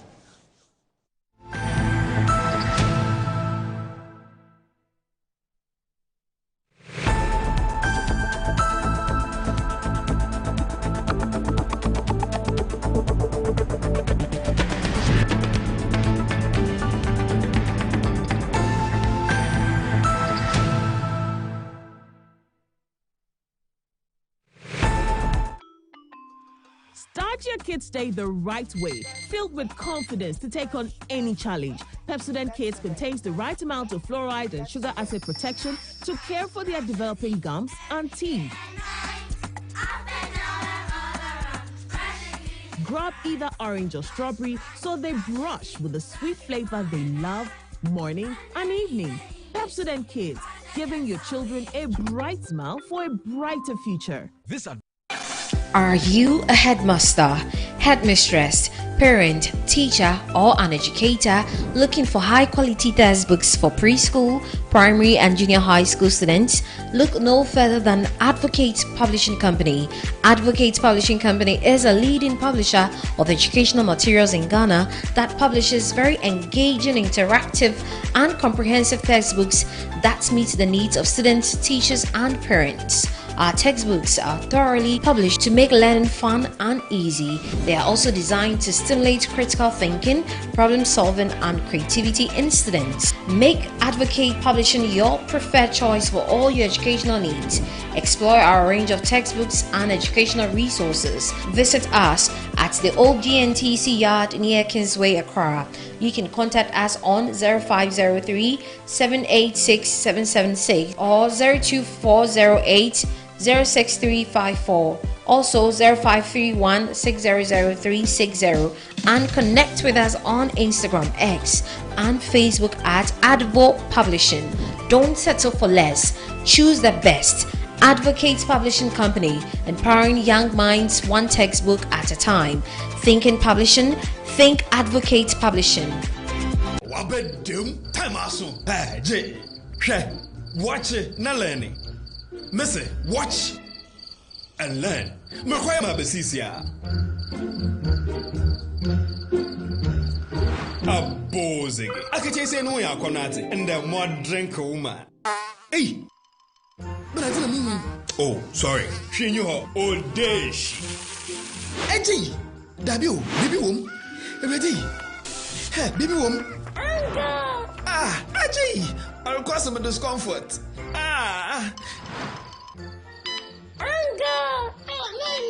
Sorry, well, uncle, where would I die? Why your funeral? Say a pessary insecticide GB at a user. Co pharmacy in a shop biamu. Na mum say a pharmacy supermarket and a shop ra. Na repedudu to a cotonwa. On for Royal Dutch and our Aerofield Trading. Effie spray with Daimwa. Change.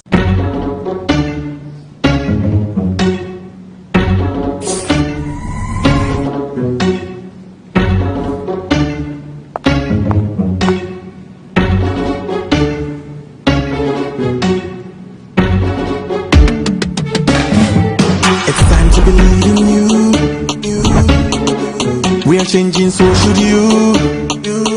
If you're dreaming, don't be afraid. And in the valleys, keep your head up high. Dare to dream with Puma drinks. Puma, Puma. Yeah, believe it, you can achieve. Puma, Puma. Oh yeah, clap your hands for the whole new vibe. Make we start the Puma. Oh yeah, come alive. Puma, Puma. Let me hear you. Puma.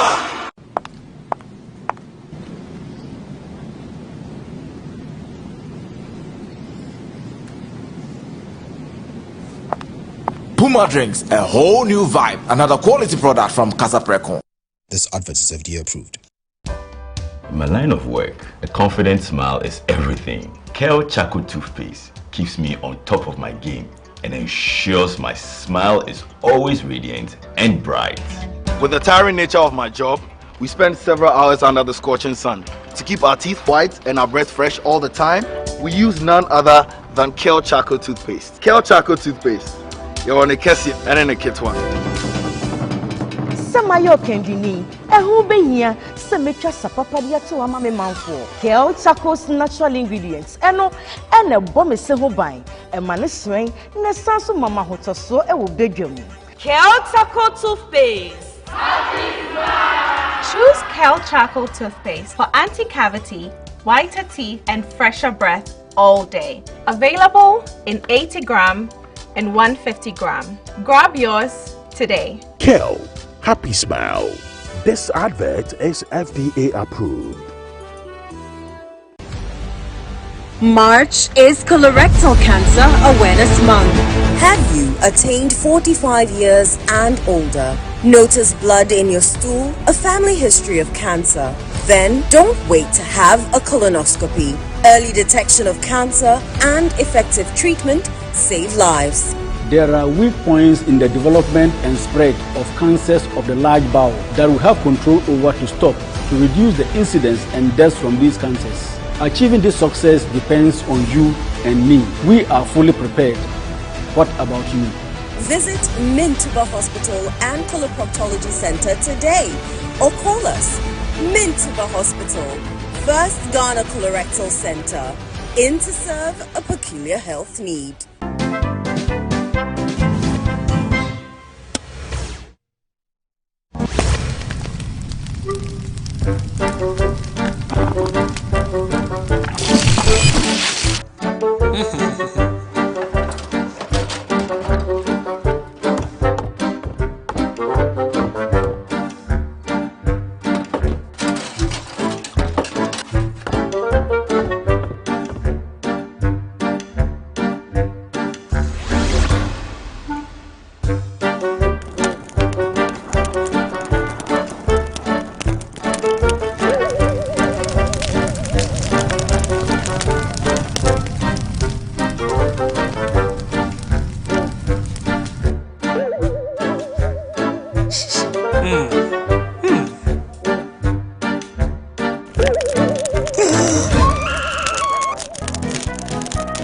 Never dispose of ashes or fire into dustbins at the market or homes.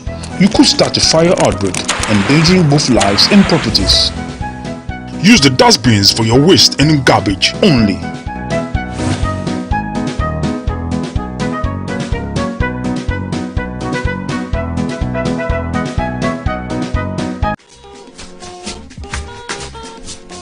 As I'm saying this morning, because we are leaving here at 3:46 a.m. and you are joining us here on our move up to the hill.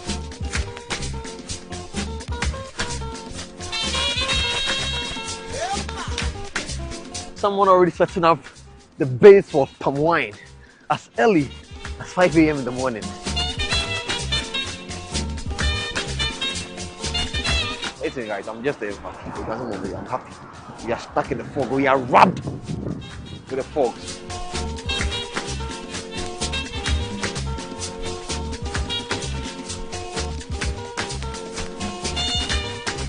Can I sit on this chair? Yeah, some of the chairs, men don't or women don't. Before, you know, I may end up losing it. If I sit on it and something get missing, you replace it to. Oh my goodness, this is like a lazy man's chair. Very comfortable too.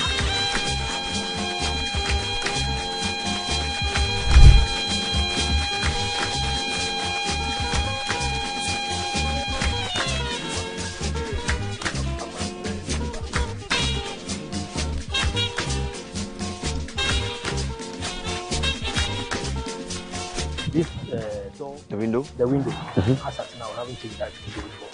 Since 1835. Yeah, we don't even know where we are going, but we are trying to find our own way. So we just hope we don't get missing. Yeah, you can hear my producer telling me that we should be careful when we might end up seeing a lion. How? How do you see a lion around here?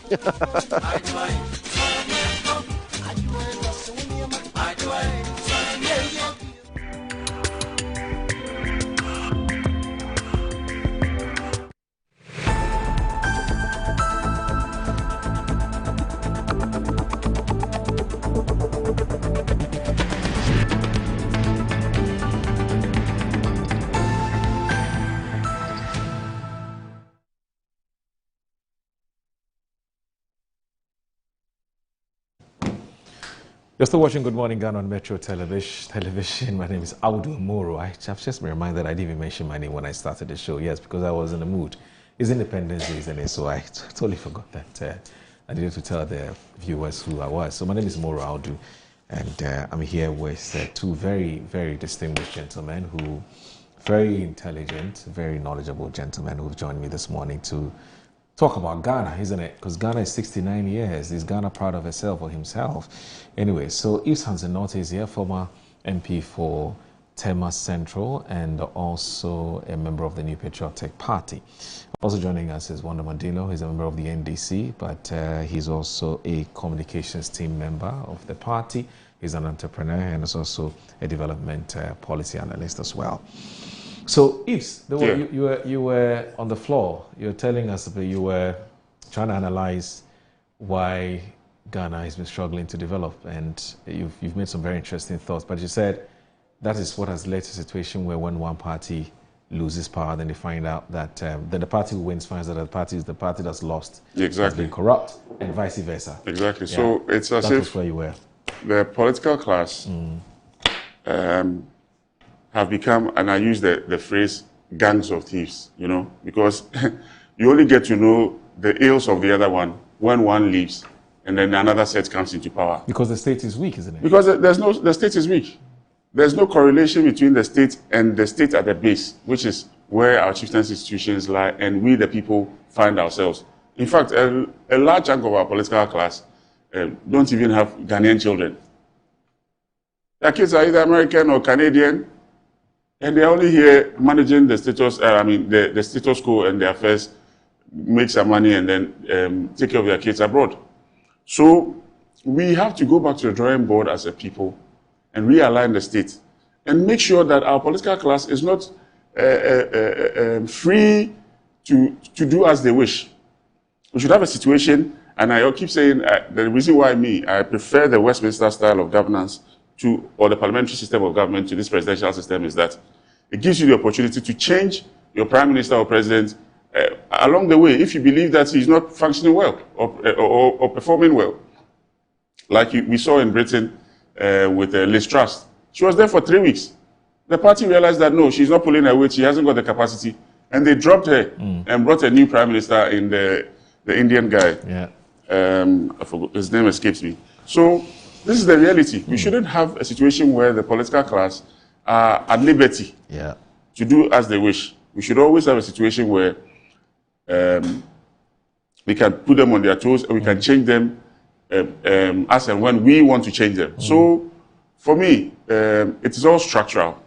It is more structural than administrative. Okay. And the structure would be, I mean, I think would be to have a more politically and fiscally devolved parliamentary regional government system. Okay. You know, with chieftaincy as a maybe ceremonial executive authority, both at the national levels and also at the regional levels. Okay. I know that there are plans for devolution, and they want us to have elections at the DC and the district level.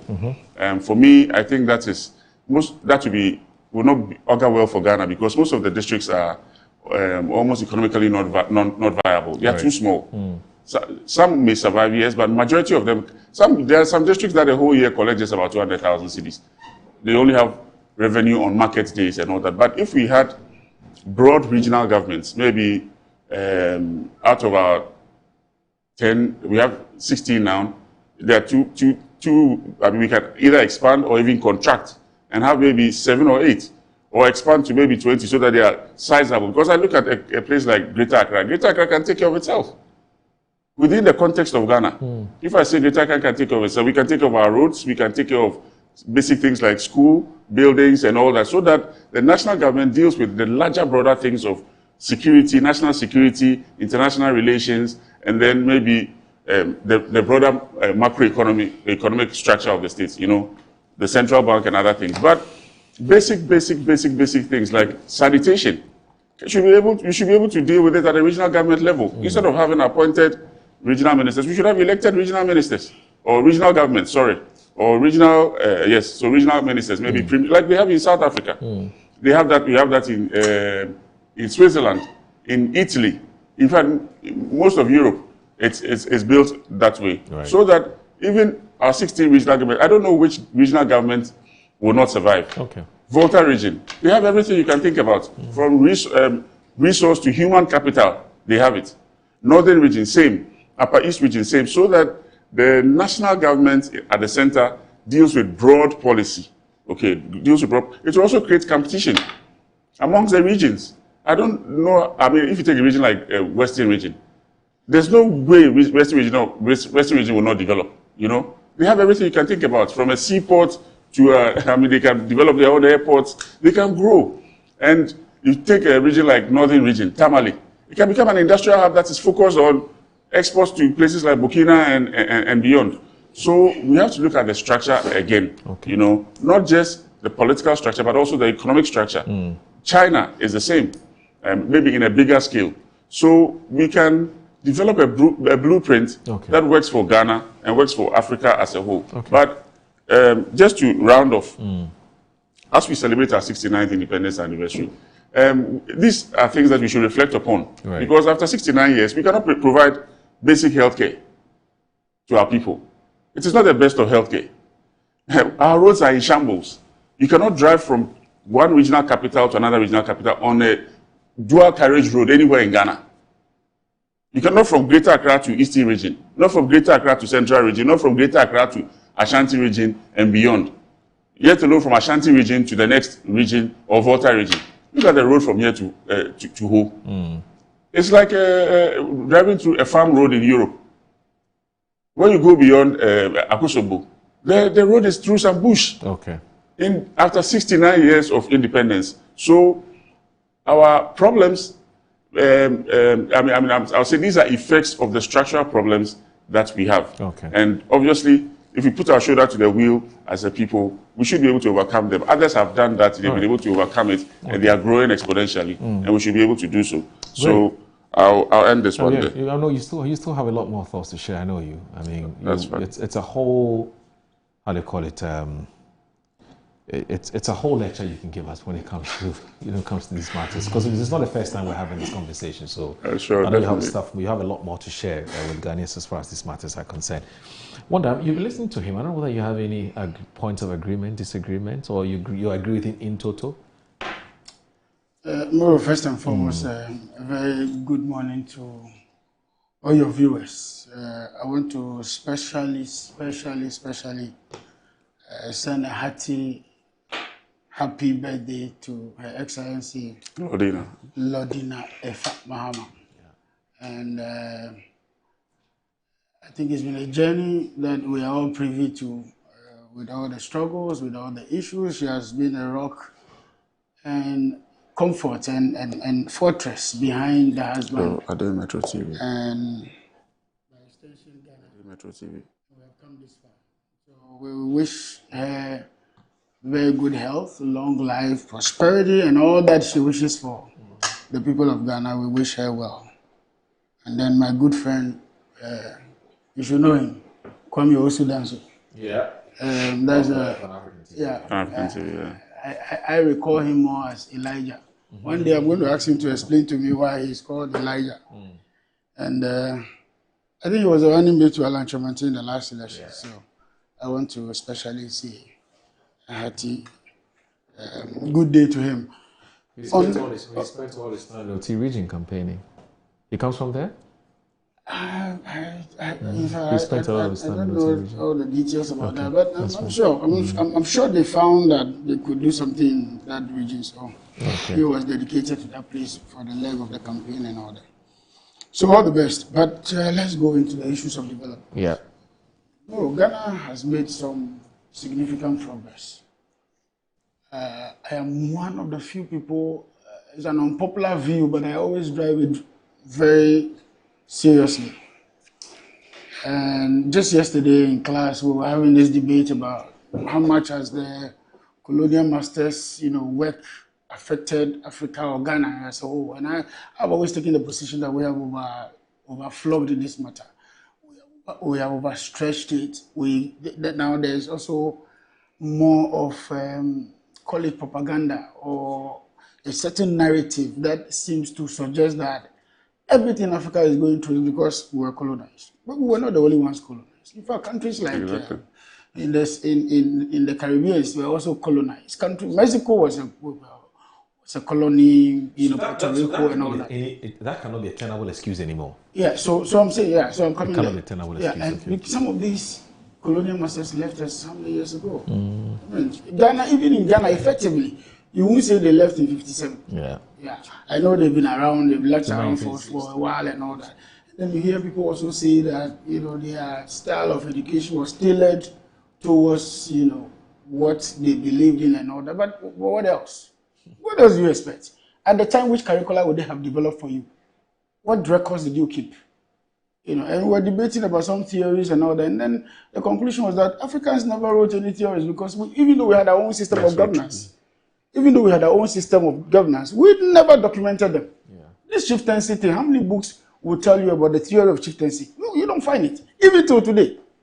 You'll find snippets of information on how the governance structure of chieftaincy is and what, what good it portends for society and all that. But it's all scattered all over the place.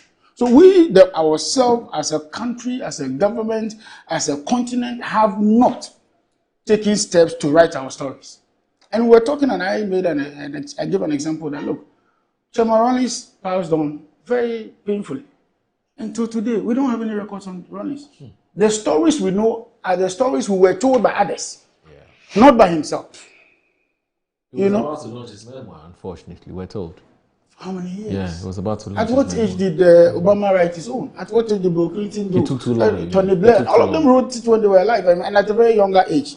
So I think that is a problem, it's an African problem that we have not handled well, and every time we trace it back to colonial rule and all that.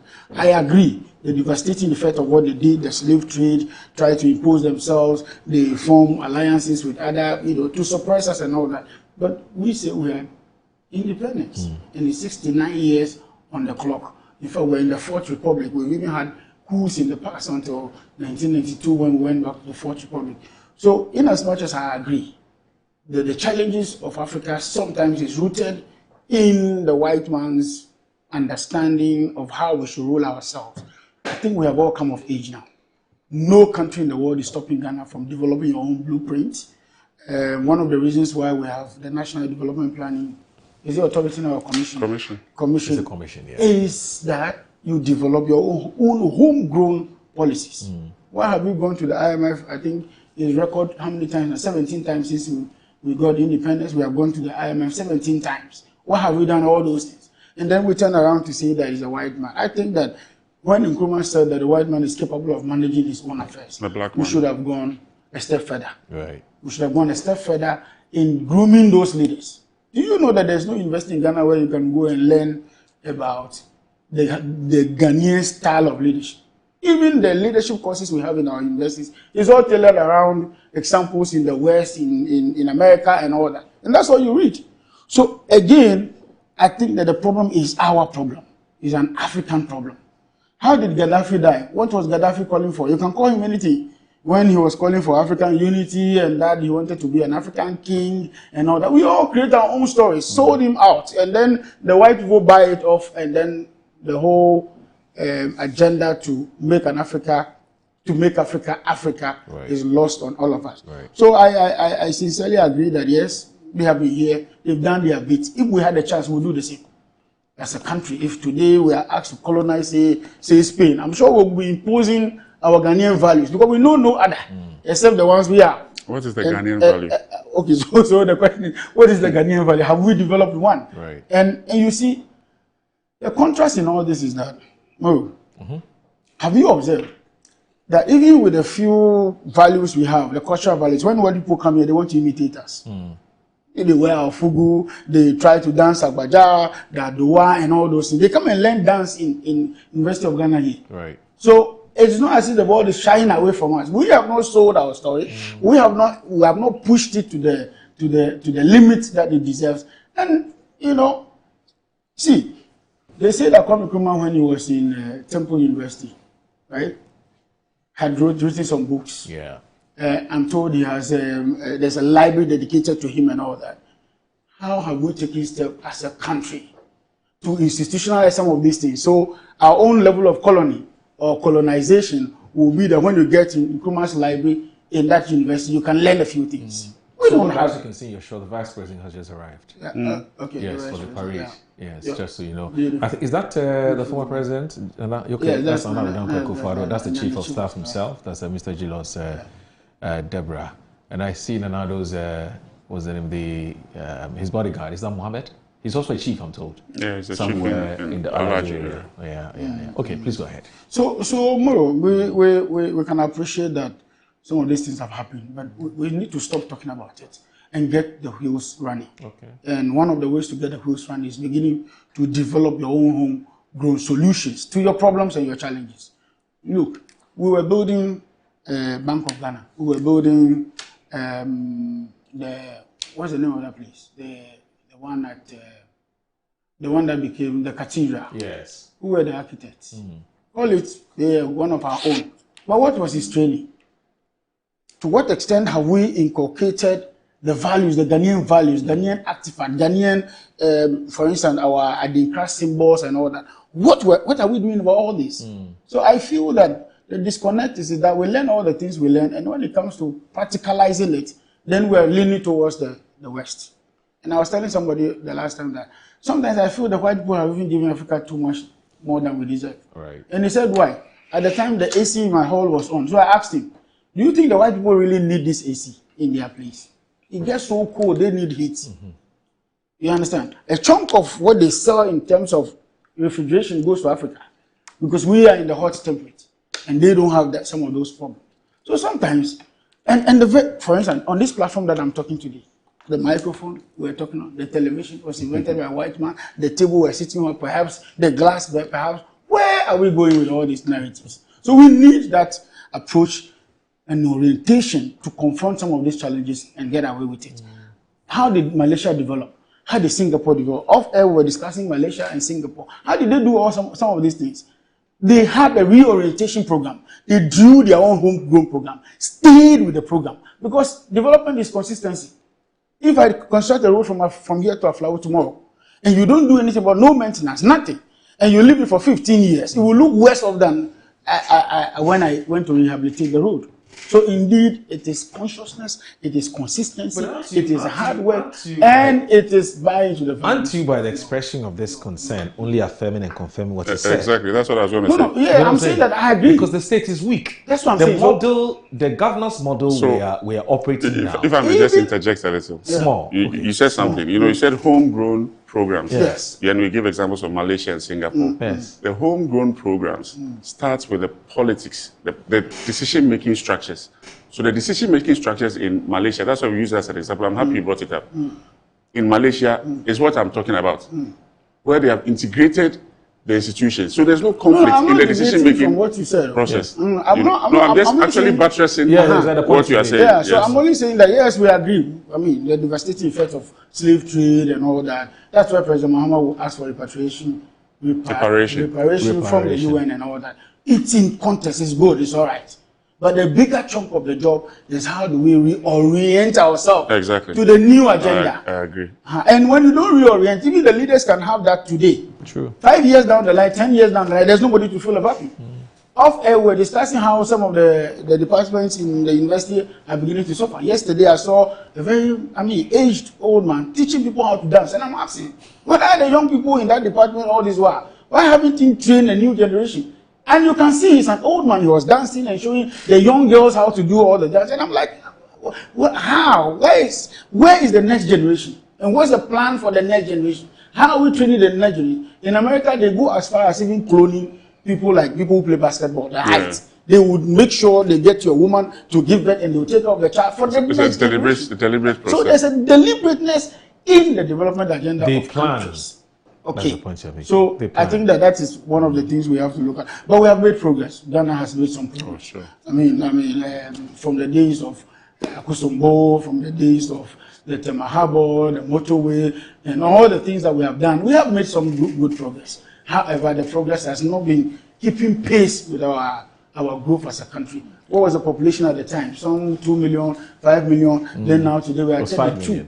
32, and the Tamamoto West lane is still 2 here, 2 here, 4. It's now we are changing it. It actually outlived its usefulness of 25 years. But let me ask you, let me ask the two of you this question. Whilst you, I know there's something you want to say in reaction to what everything is said, but there's also the fact that Ghana has gone through checkered history. Yes. There are those who have also looked at that as as part of the reasons why we've not been able to develop at the pace at which we ought to.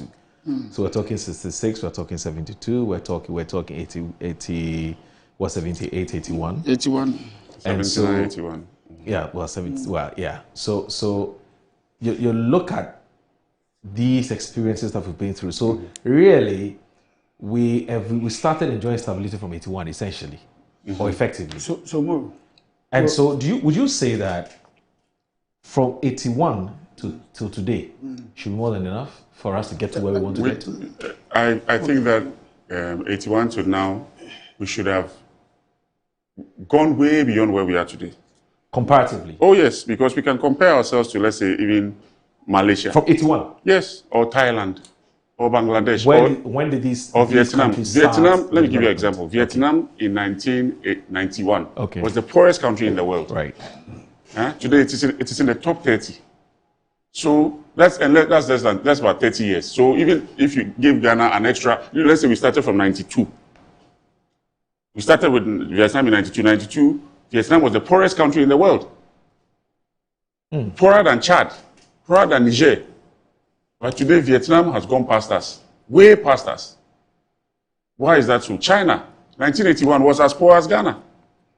Deng Xiaoping said that no, we cannot continue this model that we are running.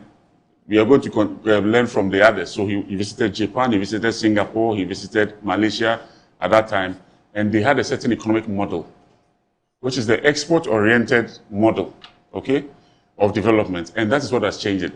So 30 years is more than enough to flip the coin. Because these countries that you're talking about, Hanson, they've had leaders. They've had stable. That stability. Look, so let's use Singapore. No, so I'm getting back to that. Yeah. The stability is based on the structure. So, for example, one, if you take Malaysia, and I'll keep using Malaysia as an example because we got independence the same day. Yeah. We were all British colonies. We had the same population size. I mean, we use it for comparative analysis in political science. It's an excellent comparator. Yes. Yeah. These two countries are the same. Yes. They were given the same capacity from day one. The only difference is that Malaysia was able to craft a better state in terms of their political structure. And that's why I keep hammering on this matter. Yeah. All the start-stops that we had was because we didn't craft the state well from day one. When people like Osa Koto, NLM and Co were agitating, what they were agitating for was not something that was different from what others were doing in other places. Right. But we have been sold this narrative that, what they were agitating for was wrong. What they were actually agitating for was a space in the decision-making process as traditional political authorities. And that is why it was widespread. It was not even limited to maybe Ashanti only. Ashanti was the last one. There was Greater Accra, Gashifimokwe, there was Volta Youth, Anglo Youth, and all those things. Northern People's Party, and all these things. So all these so-called, we tag them separatists and separation movements or secessionist movements. They were not secessionist movements. They just needed space in the decision-making process. And I gave that an answer. Let me just let our viewers know. That's His Excellency John Omani Mama. He's on his way. What is he wearing? He's wearing fugu, isn't he?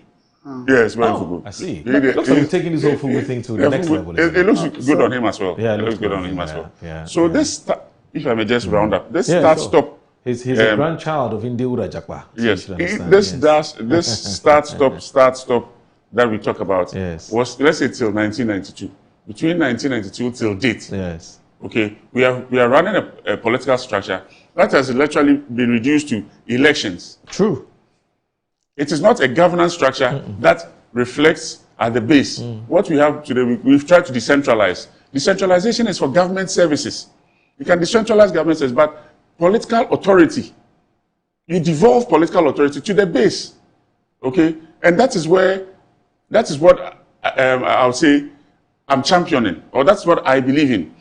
And but our political class don't find that model attractive. Because it will take power away from the center and send it to the people. What's my motivation? So we don't need a revolution to get that done. I think we can use the channels that we have created through the constitutional review and all these things, and political agitation to get the changes done.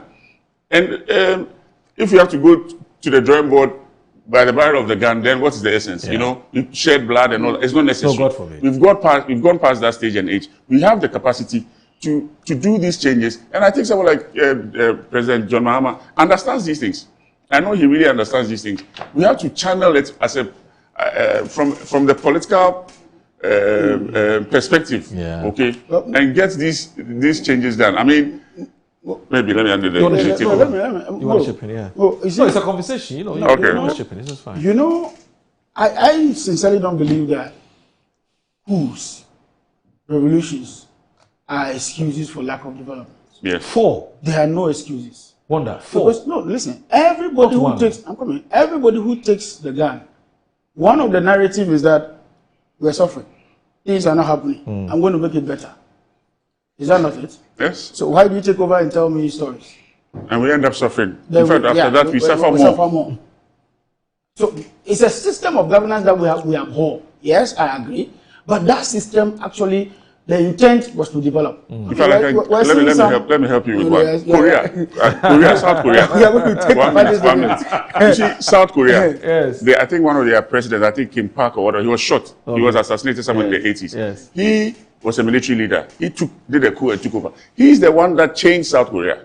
True. He created the chaebols that we have today, the Hyundais and blah, blah. He really did that economic. So you can have a military leader who can bring the change. Okay. But in a place like Korea, they are already a nation state. They are one people. So it is from within their ranks. Ours is a completely different ball game. And I'm not comparing it from that perspective. I'm only comparing it from the military ruler perspective. So it doesn't mean that they are all bad. Some may be good. But even him, he was punished after he left office. That's true. That's a fact. So Muro, I think that this business about we had a checkered history and that's why we're not developing. When we finally got the stability from, let's say, 81. Of course, 81. After that, there were 92. Let's be charitable. Yeah, we still have not made much of the time we have gotten from 92 to date. So we're some 33 years or so. 33 years. 33 years or so. And that's a long time. No, 34. That's 34. 34 years. 34 years. That's and in that same period, Vietnam has changed. Vietnam was like Afghanistan. That's a lot of time of our day. I mean, the point is, it's not an excuse. That's so we don't have an excuse. We need to grind the wheel. You see, my focus and my concern is that we don't get leaders that see very far within this period.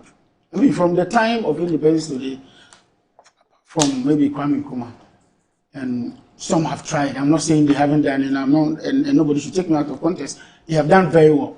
But you need a leader who can drive. When I say drive industrialization, drive growth aggressively. Yeah, but it has to be there for a while. When you say they have, when you say they have done, I understand what you're. When you say they have done very well, I even disagree. Oh no, they have done well. I mean, they have done. Don't worry, I'll give you the opportunity. In fact, they've done very well. They've done very well, except to say that maybe, just maybe, another icing on the cake would have been the passion with which they do what they do. We have not had, in many times since Nkrumah, that boisterous, because our democracy even caged many of our leaders who would have been boisterous and get things done. For instance, like Chairman Rawlings, I'm sure if the world has accepted him in his cool environment, all those sanctions that we got, to a point, 1983, we call something the Rawlings chain. Ghana had even famine. We were under several sanctions until sometime later in 1986 or 87 thereabout, before some of the sanctions were lifted. In fact, some were lifted after we got the 1992 Republican Constitution going. And so, yes, we agree that there are challenges. Yes, we agree that the issues have been married. Yes, we agree that Ghana has gone through some checkered history. But we cannot continue to give some of those excuses. That's why I'm happy when I hear presidents talk about industrialization. Because the biggest problem of Ghana today is unemployment.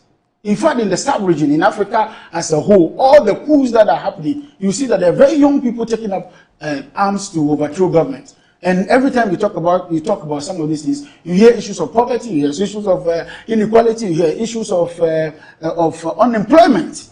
And therefore, it has become a security challenge. And if it's a security challenge, we need to confront it. And one of the ways to confront it is... political parties have never disagreed on what we ought to do. So industrialization. It's not a first. But that's what I'm saying. We should drive it. The driving. No, I get it. So our problem has to do with the implementation. Who drives it? So let's for instance, take 1D1F. Yes. 1D1F. Yes. Now, both political parties agree that we ought to industrialize.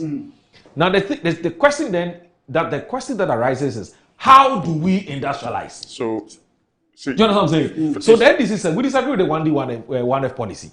As we speak, we didn't say we disagree. No, with the mode of implementation. That's what I'm saying. That's what I'm saying. The two political parties agree that we ought to industrialize. Tomorrow. Okay, but how do we do it? You spoke about stability. I'll speak on that one as well. Yes.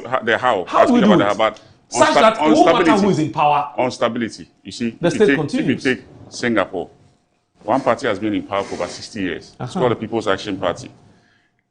It's the model that they run. Yes. The model of the political structure that they run, the Westminster system that they run, allows for fringe voices to be part of the what you call a coalition. In that particular example, Singapore, the party has been very strong and always had a majority.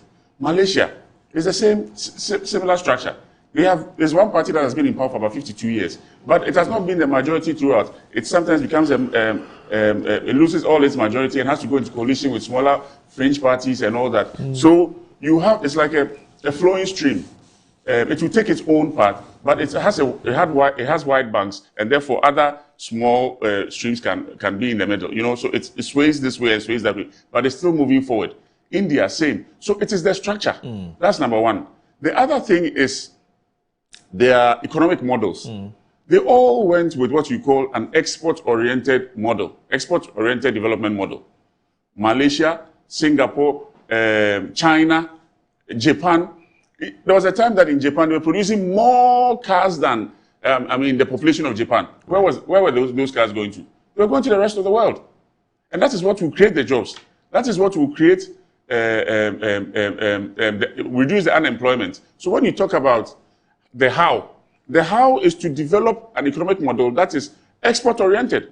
The Chinese don't eat with spoons. They eat with chopsticks. But they are the largest exporters of spoons. To who? To us. Yeah. The Chinese don't weed with cutlasses, but they are the ones that produce cutlasses for us. We even have an advantage at this time of our history, you know, where we have very cheap labor. Unfortunately, very, very, very cheap labor. Our labor is even cheaper than in South Asia and Southeast Asia. That's number one. Because there are people in Ghana who go home with the equivalent of $100 a month, which is about 1,000 cedis or 1,200 cedis a month. There are people in China, I mean, today the basic wage in China is about 4 times or 5 times that. So we have advantages, a certain level of advantage where our labor is cheap. But if you take something like electricity, our electricity is so expensive. So yes, it may be, you can balance it depending on what you are doing, if you're an exporter or you want to really export. Lastly, between here and Europe, in fact, we are closer to the 2 largest markets in the world, Europe and North America, more than even China and the rest of Southeast Asia. So we have an advantage even in our geolocation, where we find ourselves in this part of the world. It is the leadership. A leadership, and that's where I agree with Madiro, a leadership that has the capacity to drive it. So when he says they have done very well, that's why I was saying that, no, I even disagree with him using the word very well. Because if in 30 years, this is where we are, then they didn't do much. That's my opinion. They didn't do much. We should have been where at least Vietnam is today, minimum. Especially when, I mean, we have not had any large interruptions. Look, Vietnam went to war for 30 years. Devastated. They don't even have land. All their lands were poisoned. But today they are the ones that provide us with rice. And we have our Volta River flowing into the sea. Look, huge volumes of water. Huge volumes of water flowing into the sea, going waste. We have a huge dam of water behind the lake that can be used for irrigation and feed the rest of West Africa and even Africa as a whole. So we don't have any excuse. It's the leadership. And for me, I don't think the leadership that we have had in the last 30 years has been the best. I don't believe so. I think that we are yet to unearth the kind of leader that we need that can drive us like people like Mahathir and Lee Kuan Yew were able to drive their countries in the last 30 or 40 years. So the model, yes, we know. Listening to you, but I think listening to you, I get a sense that the only thing that you only fell short of saying shame, Ghana, you have failed. No, I won't say we have failed. I mean, that's the sense I get from everything. For nothing at all. If we compare ourselves to the rest of the world, right? Yes. Even the rest of the world, we have been very successful in security. In terms of keeping our people safe. So we also have success stories. Yes, yes. We have been very successful in security. Looking at the environment that we find ourselves in our region. I mean, in our region we have had civil stability, that's what you're saying. No, we have had security. Oh, security, okay. Yes. And we have had, I mean, very deep civil wars in our region. Just in our neighborhood. I mean, Liberia, Sierra Leone, Cote d'Ivoire, today in Mali, today in Burkina, in Niger. I mean, all around us, even Nigeria to a large extent. But for that, I can say that we've had a very, our security apparatus has been able to take good care of us. So we have also had our positives. Ghana is one of the only places that you can walk at night. In fact, many places in the world you cannot walk, even in America. Yeah. In Chicago, you can't walk at night. You won't come back home. Somebody will shoot you for no reason. So for that, Ghana has been successful. You know, I do my heart out for all the security services, the soldiers, the military, the police, all of them for the good work they are doing. So yes, there's safety here. But when it comes to the economic miracle that you are looking for, that's why we have failed. I will not. I mean, I don't want to take. You will disagree with me. I will not disagree with you, my brother. All right. Yes. I also think that one of the things we have lost, you know, even with our own development plans, and you talk about implementation, is what we call strategy in development. You see, it's not enough to sit in a car and say, oh, I'm developing Ghana, oh, we have programs, we have this, we have that. No. Development must be conscious and intentional. Yes. And conscious and intentional means, look at this. you can use what we call the growth 4 theory. The growth 4 theory is simple. Have the whole of this country, available, but where can I do a development and I will benefit the most, and it will have rippling effects where I don't have to come and do the others. And some industries can create that for you. Yes. For instance, even education. Just look at Ghana, and to prove that theory, look at Ghana. All the places that we have tertiary institutions, okay, regional capitals where we have tertiary institutions have all developed around the surrounding around them have developed largely. Good housing, water, electricity, and roads and all that. Okay. And then there's even business. Look at Kia University. It used to be an isolated place. Now Kia University is more developed, virtually more than going to the place of Ahunjo and all the others. It's now more concentrated because if you get to that place and you turn to the right, that's going to Fijaya or something. Yeah. All those areas have now developed all the way coming to the town before that place, where the market is, by the roadside. Ejisu. You can see the development that is happening because the population of students there need accommodation. People will have to come and go to provide those accommodations. They need food. People will come and provide that and all that. So we need to start looking at the growth poles. For instance, this pharmaceuticals and the oil industry. Western region should be reserved for everything oil. Like we have the gas plant there. Phase 2 is coming out.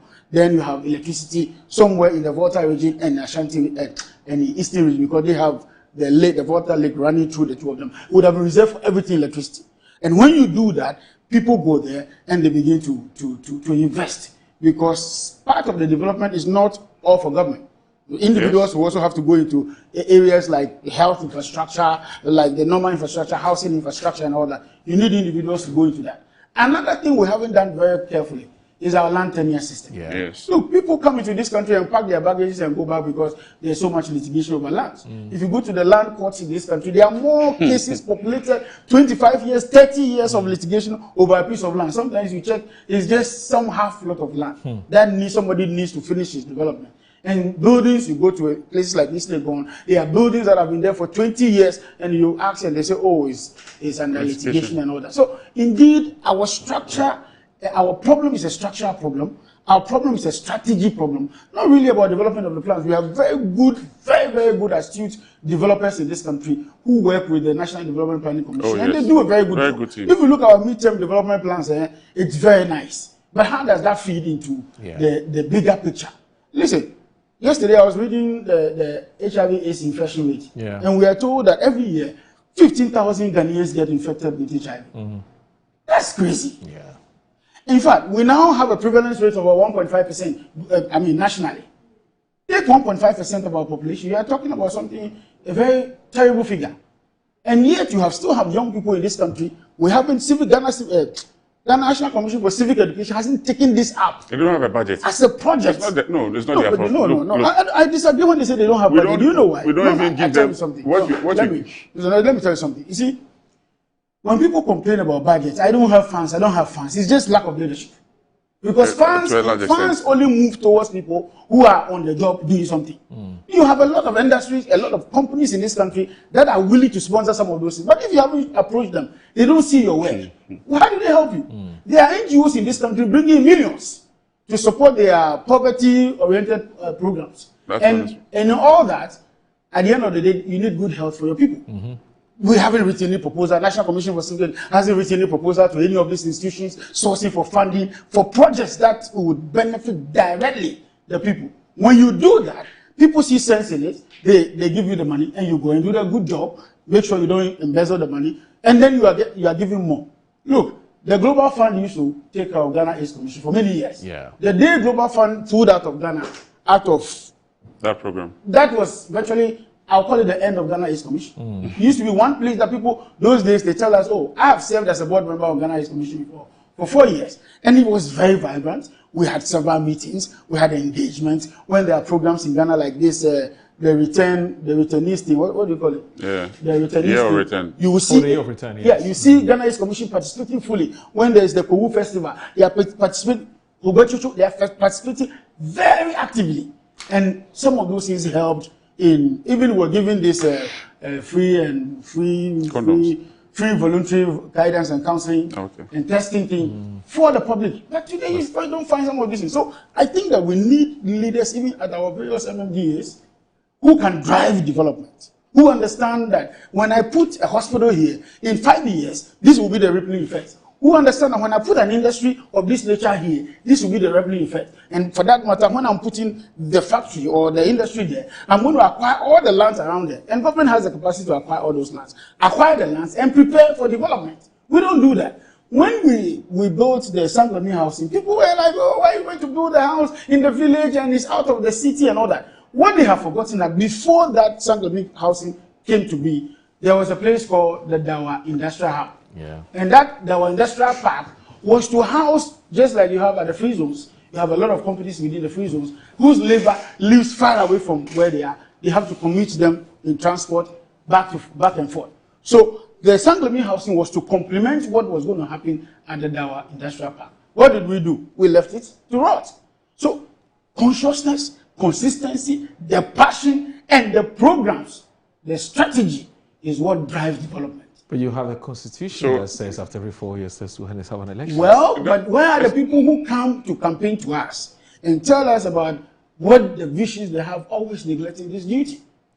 Well, the vision and how that vision is meant to be actualized are two different things. Yeah, I agree. I agree there may be two different things. Why are we not holding them accountable anyway? So, as you were speaking about the growth pool, that's why I want to go back to the model. The growth pools, you see, when you see all these other countries, they created what we call SEZ zones, special economic zones, industrial hubs, okay? We can have regional industrial hubs. Regional industrial hubs as growth pools. And from there, growth will spread within the region. Because if you take, when you go to Ethiopia, that's what they have done today. Almost every ethno-linguistical grouping or region that they have, as they call it, theirs is a pure federation, federal area that they have an industrial hub linked with railway throughout, linked with road where they cannot have railway. They have done first-class roads to the places. So let's say in Ghana, a company like GIPC should be having an office in China, looking for Chinese investors who today don't have space within China. Move them here to create their jobs. GIPC should be encouraging Ghanaian investors to invest in manufacturing in Ghana. You know, I mean, when you can go into our history and understand why Ghanaians are not too keen on industry, but that's for different days conversation. But this is where our focus should be, and create that growth pool. You create that growth pool, housing and all these things that he's spoken about will come along with it. And everything else will come along with it. Food, catering, hospitals, and like Singapore did, and I always use them as an example. Yeah. Singapore just became one big SEZ zone. Singapore was, at one point in time, the largest exporter of petroleum products. That's one of the biggest refineries. But they didn't have any oil or gas. Yeah. Yet they were able to create the ecosystem for all these investors to come in and then create jobs for their people. Over time, they themselves have created their own industrial base, created their own billionaires that are today running the show there. South Korea, same thing. So it's not a model that we don't know about. Just as he said, it's leadership, you know, and it also brings to fore how our leaders are unearthed, let me use that word, you know, how they evolve, how we bring them out, or how we create leadership in Ghana. Today, if you want to be a member of parliament in Ghana, you just have to be popular in your neighborhood. Right. When they are playing football, you go and share something around there, you know, the boys call you honorable, and then the next 5 years they tell you that, oh, you know what, we want to send you to parliament. Okay. Why? Because we've reduced the idea of a leader into a popularity context. Okay. You know, it's like a popularity match between him and I. Who is paying more? Who has the nicest car? Who is able to draw more crowd? And that is it. And not the substance or what he has to offer to the table, what he can go and do in parliament, or be able to go and share his mind at a committee, or bring ideas to the table and solve the people's problems. This is the reality of our politics today. There's an old man there. Yeah. Okay. He's about to speak. He's going to do. He's about to speak. So let's no. The march fast before just to round up on this. Ahead, yes. So it's the caliber of the leaders that we also develop. We don't have any development system for our leadership. Nothing. It's just you become popular in your neighborhood, and you can end up becoming member of parliament or minister in court. So we have to deliberately choose our leaders or develop our leaders. And for that one, I always blame the political parties. Because, look, MPP's sister party in Singapore is called the People's Action Party. And if you know how the People's Action Party elects their leadership, it's more than looking for the CEO of a bank. Okay. Or looking for a CEO of a country. Right. They write aptitude tests. They go for interviews. They actually shoulder tap them. You know, they scout for the leadership. And it's one of the things that I always say that your General Secretary, Fifi Kwete, has been good with in selecting members of parliament for NDC. Okay. He does it deliberately. In fact, him and the chairman. And I think that the MPP too is learning from that, because it has to be a deliberate effort to choose people who can go in there and contribute meaningfully. And not just win the seat, contribute meaningfully. Yeah. Because they are not just going to be representing your party. If your party is in power, they will end up representing the people. Right. We'll go into international forums and then they'll go and embarrass us because they don't have the capacity. Yeah. So we really need to. Look, if you go to a country like Pakistan, Singapore, Bangladesh and co., they train their leaders from a very young age. They put them in what they call cadet colleges, run by the military. From age 12, people end up in cadet colleges. We don't have cadet colleges here, but we can create these things, you know. And it is based on merit. That is how they have built it. They have the whole national service scheme that picks you from after secondary school.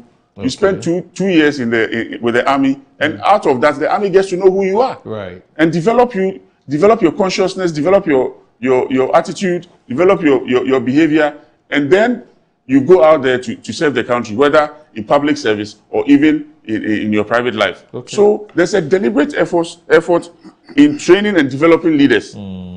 Even in our traditional political settings, in our chieftaincy institutions, our chiefs are trained. They don't just get up and become chiefs. No, they are trained. They go through a certain informal form of training. Okay. But our political elites today don't go through any of these trainings. Yeah. We just pick them up and then, I mean, I'm using the word from the street straight into office. Yeah. And that is where the problem actually lies. Right. So we have to have that deliberate effort of training and unearthing leaders from a very young age, developing their consciousness, their thought process, picking some of them. In fact, I met the trade minister from Singapore, deputy trade minister from Singapore. He says he was poached from Goldman Sachs. They actually went looking for him and poached him, brought him in, took him through the process, went through training, and ended up becoming a member of parliament. He said he didn't even think that he would one day become a politician. But the state looked for him, the party looked for him and said, no, this guy is good enough, let's bring him into government and bring him in. Okay. China, the best out of the best end up in government. They end up in the decision-making roles. But in our case, it's not the best out of the best. Yeah. It's just the most popular. And this guy, when I friend Ono Chisika, this is the one that has more money. In fact, in our last presidential primaries, MPP presidential primaries, half of the conversation ended up as who had more money or who didn't have more money, and who was the richest guy in town and who didn't have. We are the architects of our own struggles. So after 69 years, we really need to look at these issues. So we need to take some drastic decisions in terms of as to how we intend to build or develop this country, because we cannot continue to do the same things. Otherwise, we'll be the same outcome. So I want us to go to Jubilee. Just briefly. Let's just catch a glimpse of what's happening at Jubilee. Yeah, for a few minutes, and then we'll come back and continue with our conversation. So here we go. That's the president. Did you plan to wear the same clothes? It's almost it is the same color. No, not the same color, but with the hat and everything. I'm some there,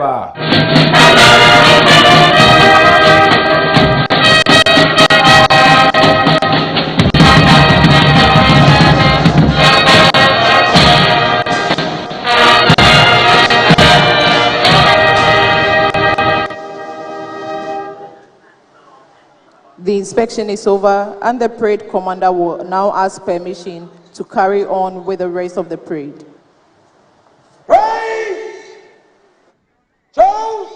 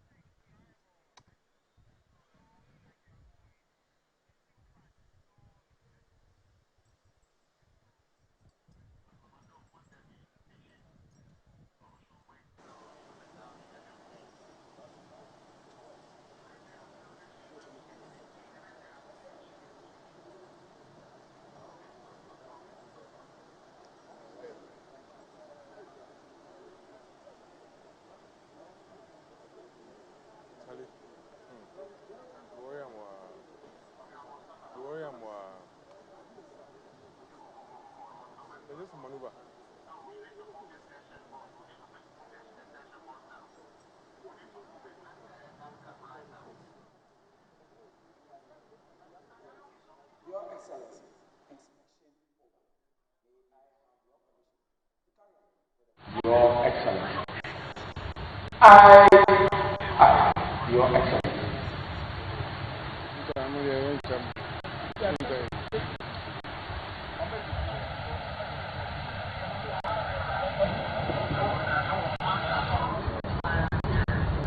Your Excellencies, distinguished guests, ladies and gentlemen, we also have Assistant Superintendent of Immigration Elijah Atugba in Sobila, in the Ghana Immigration Service Contingent, and the National Ambulance Service Contingent under the command of Advanced Emergency Medical Technologist John Fraser Doche Angba.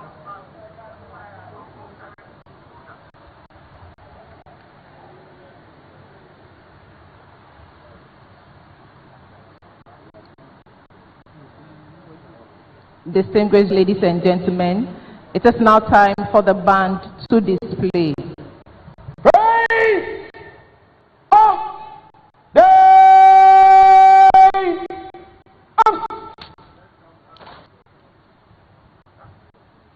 band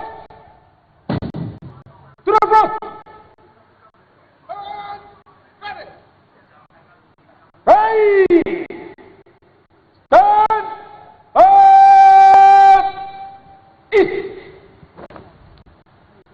Stand.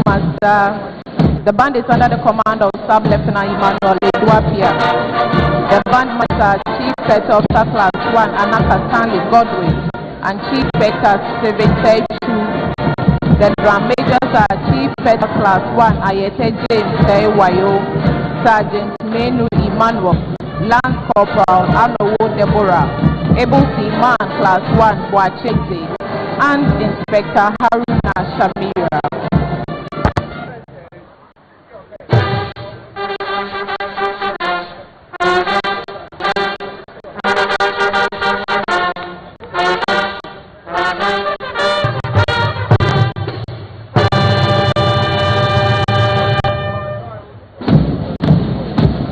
The mass band commenced the display with a resound fanfare.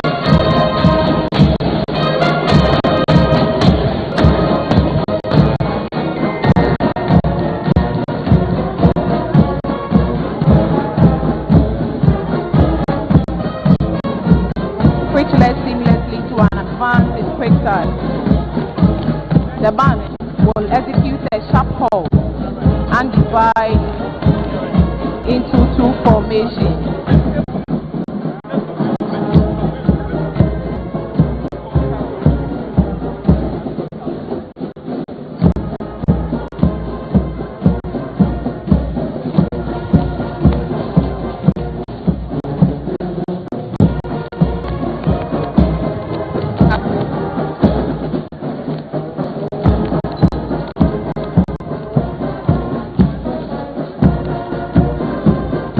One half of the formation will form the figure 69 in Ghana's 69 years of independence.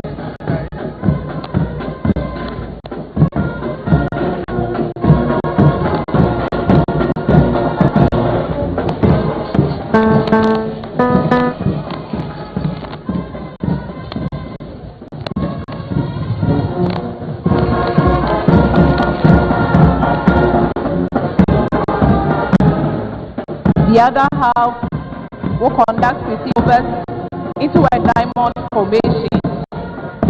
They will then transition lining formation.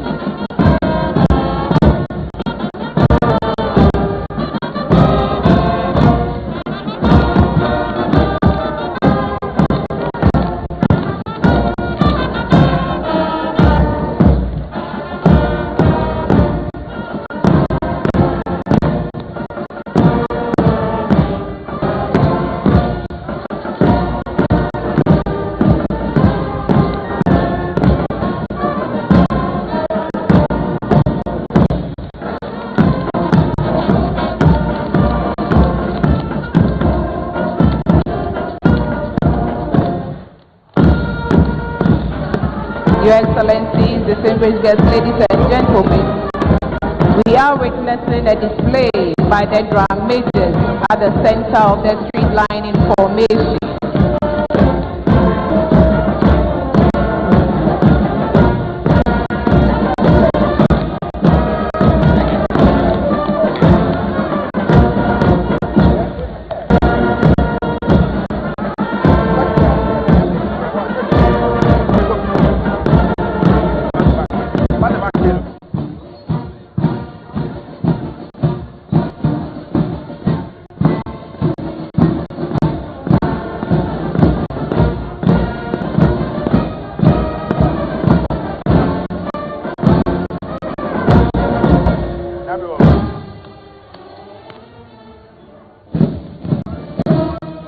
The band will soon reform to depict the Edintra symbol in Sam.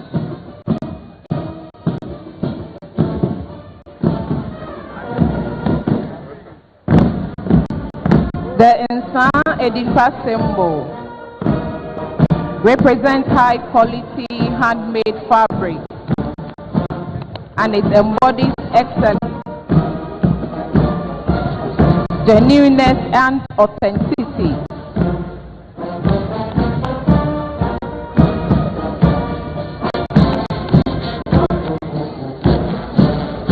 Rooted in a proverb, near onim insana or tonango, to wait, he who does not know or take insan will buy faith. In the context of nation building, it emphasizes the importance of maintaining high standards in national initiatives, which is crucial for national growth and development. It also advocates the development of local industries, especially textile weaving, to achieve economic self-sufficiency. The Insan symbol serves as a vital reminder that genuine efforts and a commitment to quality are essential for sustainable development and national progress.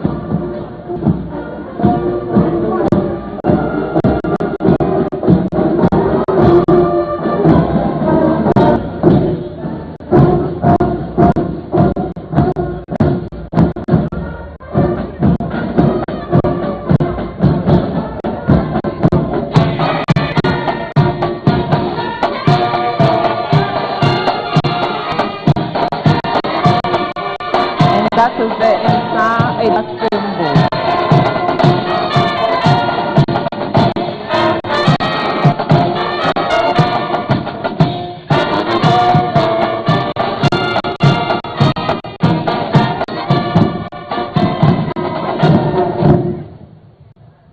The band will perform the patriotic song Ma Omanyi Mohem, which urges citizens to pray for and demonstrate love for their nation. On the keyboard this morning, Sub-Lieutenant Doris Ebonyi, and the vocalists are Sub-Lieutenant Teresa Ananyakon and Lance Corporal Debbie Kaulabi.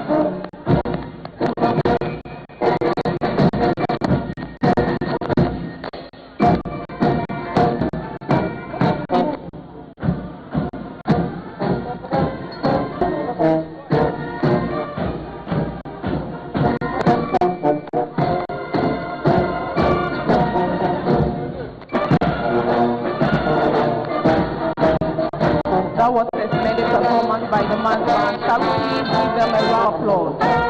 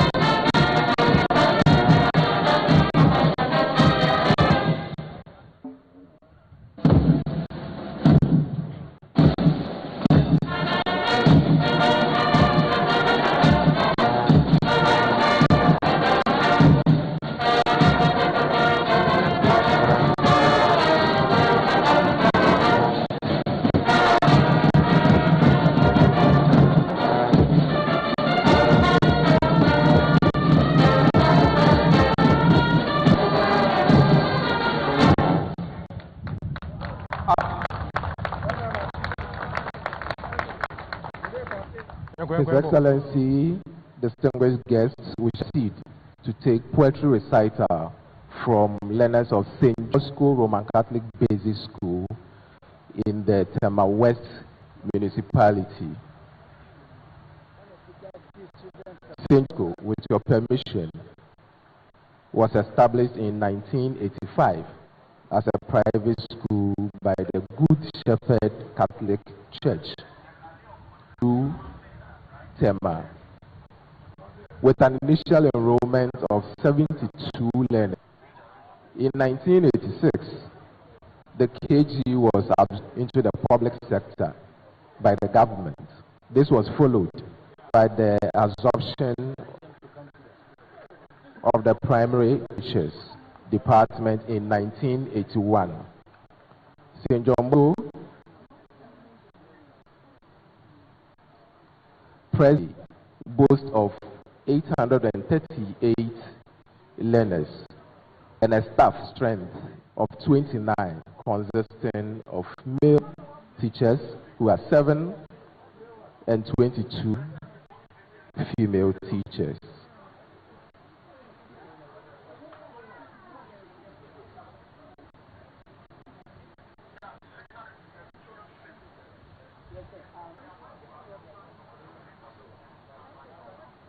The lead performers are Khadija to Mohammed. She will lead with the English recital. Jewelry Danson will lead with Gang recital. And Emmanuel Astari will lead with Key recital.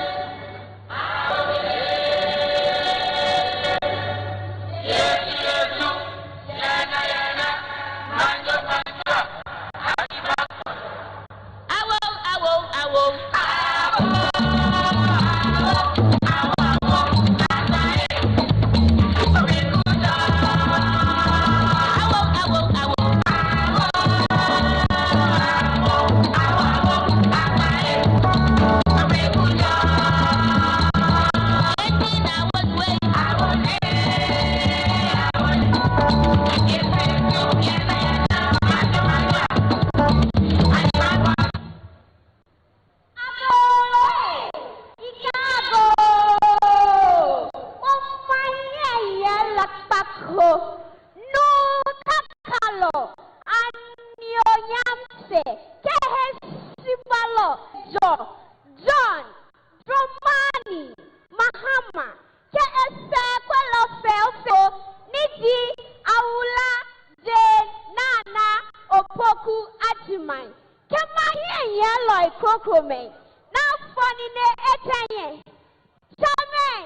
Kanyame, Nive, Kaname, Kamofia Monina, Eva Koshia, Bib Banya de Omanye.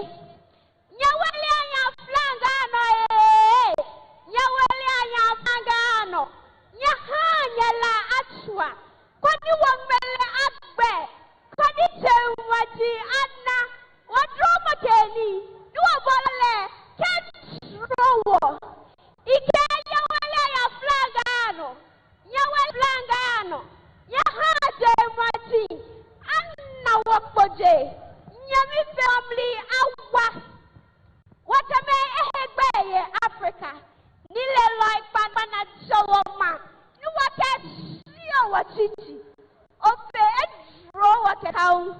She can't eat on a beach you a bag. And I wale. Magic cocoa may see away our guy. Bella, when he had Tetomo Nufu. But you what a Chicago. I can't walk to Obugo. Nole, Motoyeke Bao. Wahe sale kawakusumi achiteke ya son kodike moko besile moko abo eno your excellency the president the humble lion from the warrior from Gonza today as Ghana marks its 9th birthday let's lift the flag of Ghana high. Let's lift the flag of Ghana high and let's keep the torch of hope burning. Our country was built on strong pillars, red, yellow, green, with a black star of Africa unity resting in the middle. Mention gold, and we have it in abundance. Also have timber, which we export outside.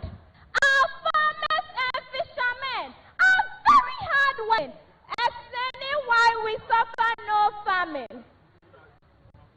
Our respect for our country must shine like the stars.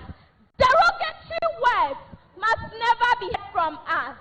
Our culture unites us under the flag that brings us together as fellow guardians of one nation, one country, and with a common destiny.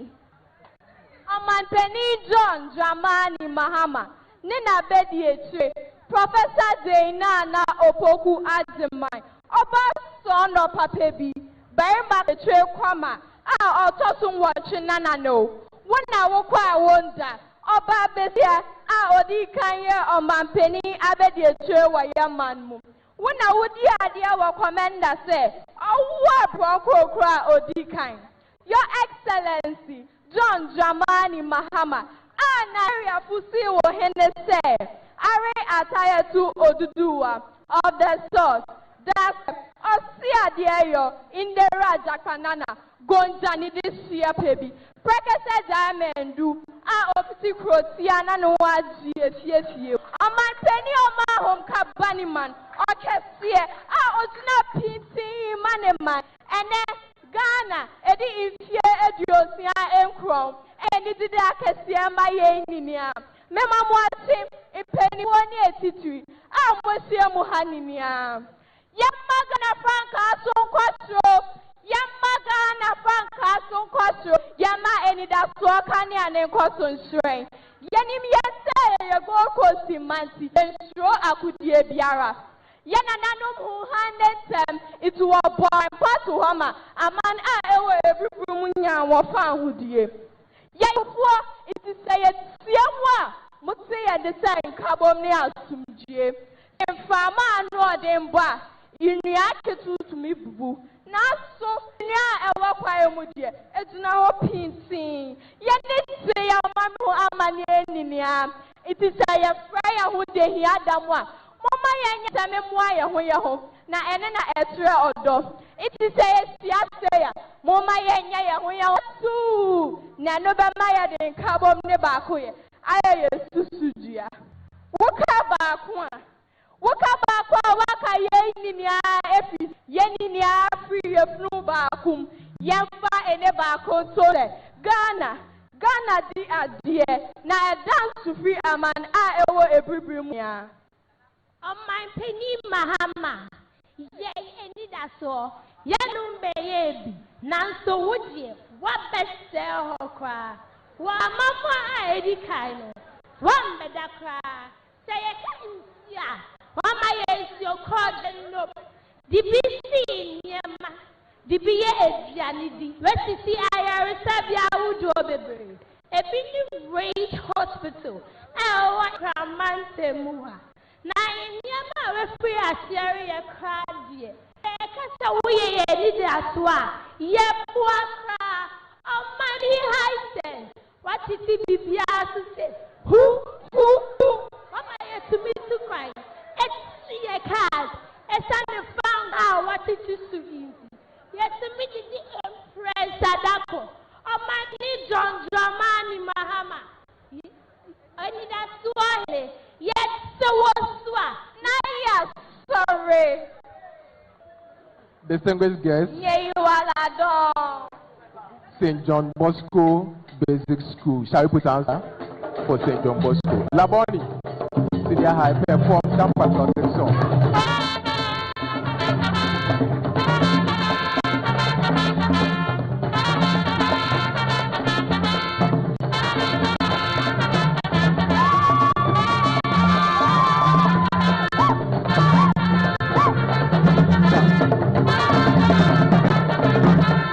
Thank you very much, St. John Bosco.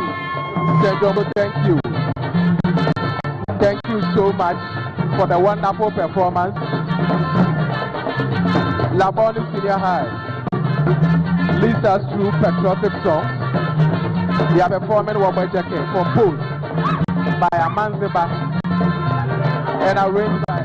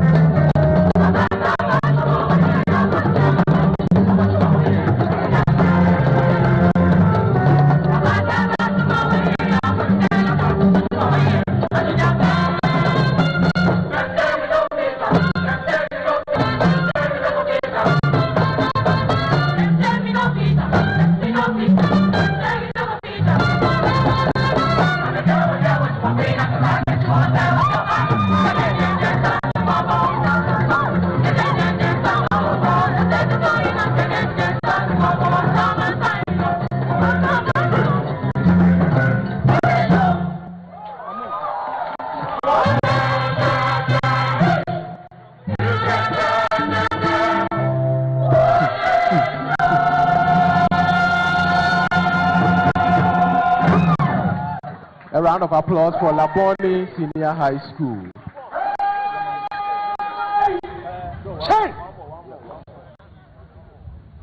Labone Senior High School.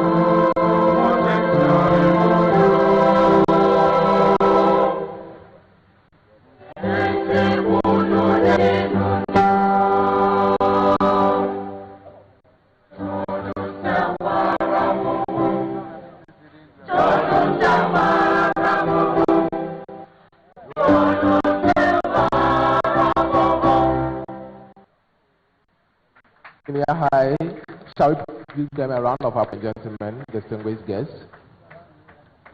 We shall proceed to invite Aloboshi 1 and 2 basic schools to give us some traditional dance performance. They are performing Bamaya, Tora, Kadodo, Abojo. Bamaya is a traditional dance celebratory of the people of Dagomba in northern Ghana. It's often called the rain dance.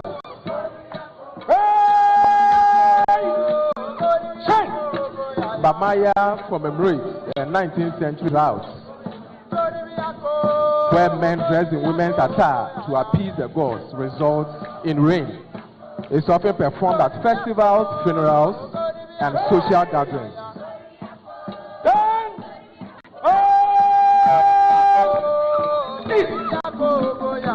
Bamaya means the valley is wet in Dabani. It originated during a severe, long-lasting drought in the northern region of Ghana. Tora is also a traditional, joyous, and celebratory dance performed by women and young girls from the Dagomba ethnic group in the northern Ghana. It's often performed at weddings, funerals, and after harvest.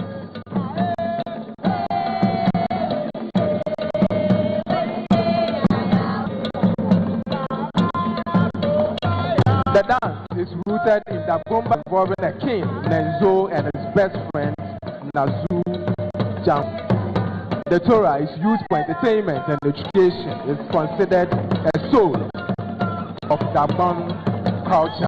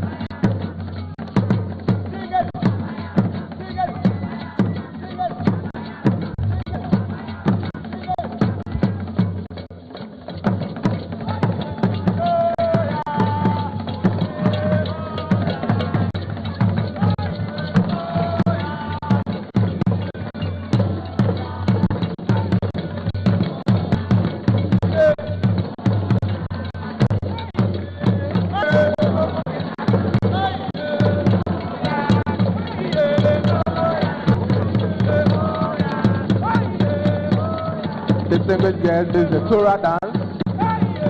It is a traditional, joyous, and celebratory dance performed by women and young girls from the Dagomba ethnic group in the northern Ghana. It's often performed at weddings, funerals, and after harvest. The dance is rooted in Dagomba legend in the king, Nenzo, and his best friend, Nazu Jankulo. The significance of this dance is that it is used for education and for entertainment. It is considered a soul among culture.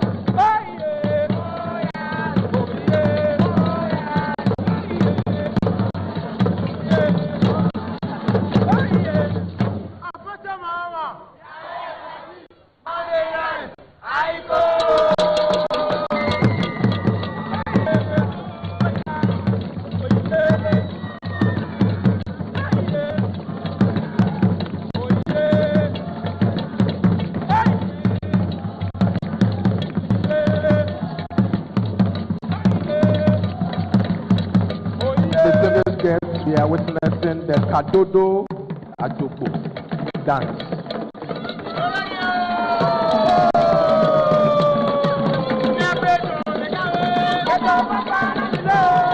The dance is the initial graceful face of the Ajobo war dance, performed primarily by Ewe women in Ghana and Benin.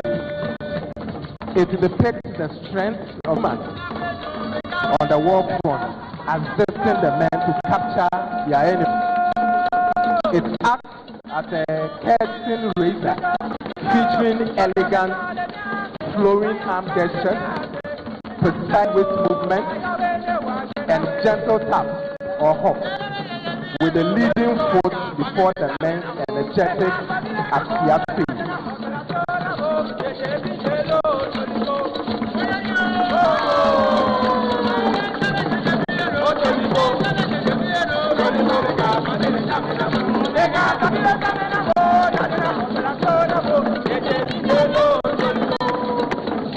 This beautiful dance originates from Dahomey, now Benin, as a spiritual religious dance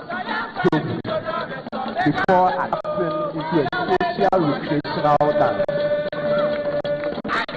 It is frequently performed during traditional festivals, funerals, and social gatherings to entertain and showcase cultural heritage.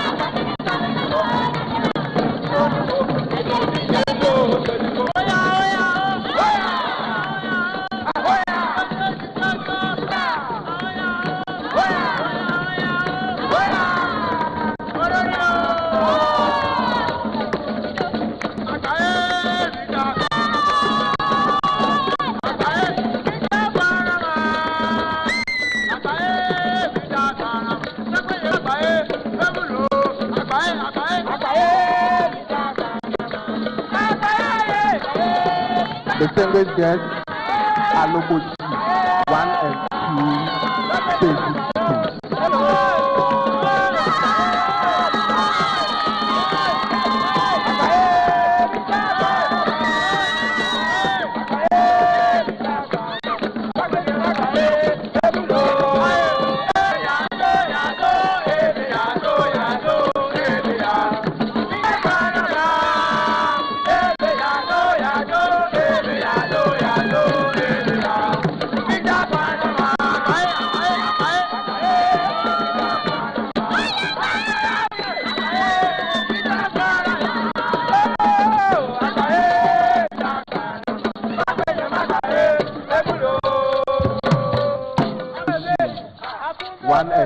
Basic school. Shall we put hands together for such a wonderful performance? They did that Bamaya, Tura, and the Kadodo Adobo performance.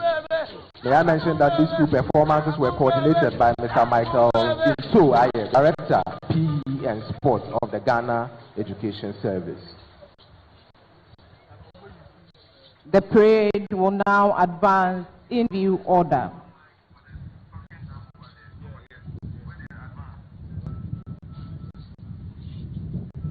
Ready! Ready! Chase! Ready! So, hey! Up!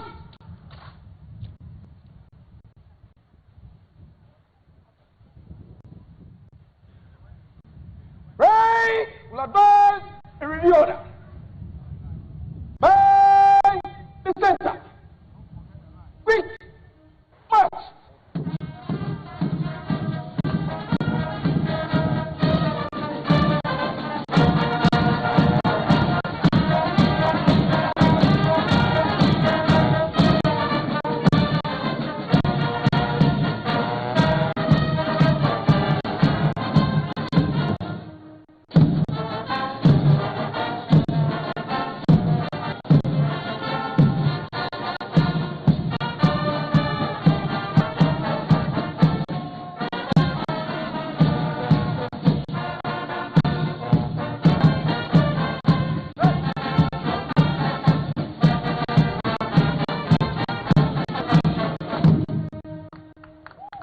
Shall we please rise for the national, all personnel in uniform are to pay the appropriate compliment. Hey! National salute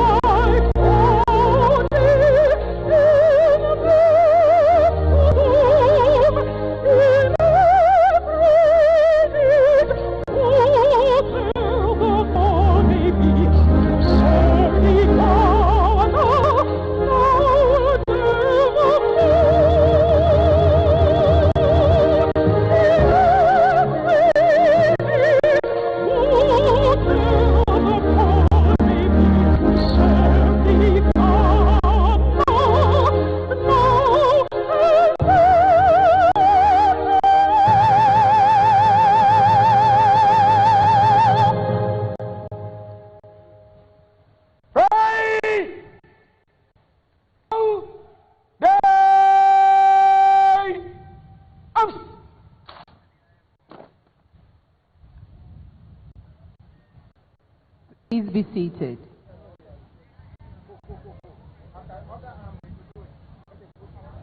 The parade commander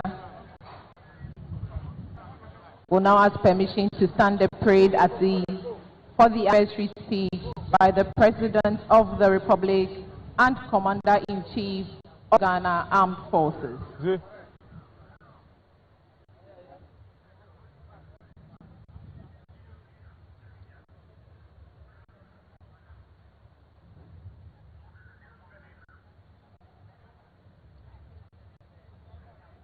Escort.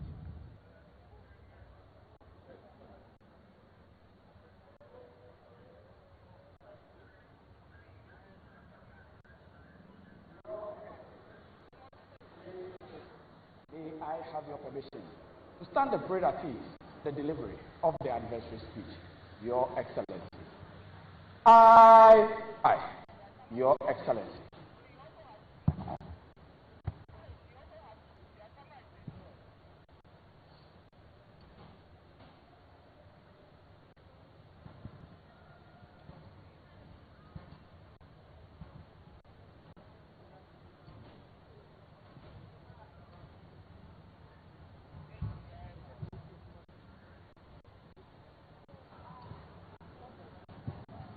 Indeed, before the President would deliver, we shall take drum appellation from the Ministry of Health Basic School located in the Accra Metropolitan under the directorship of Justin Ivy Apau.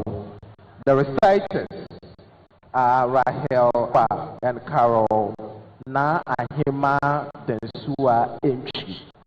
The Ministry of Health Basic School was established in 1975 with boys and 8 girls. Now they boast of over 2,000 student population and 60 staff population. Rain of day up. Rain.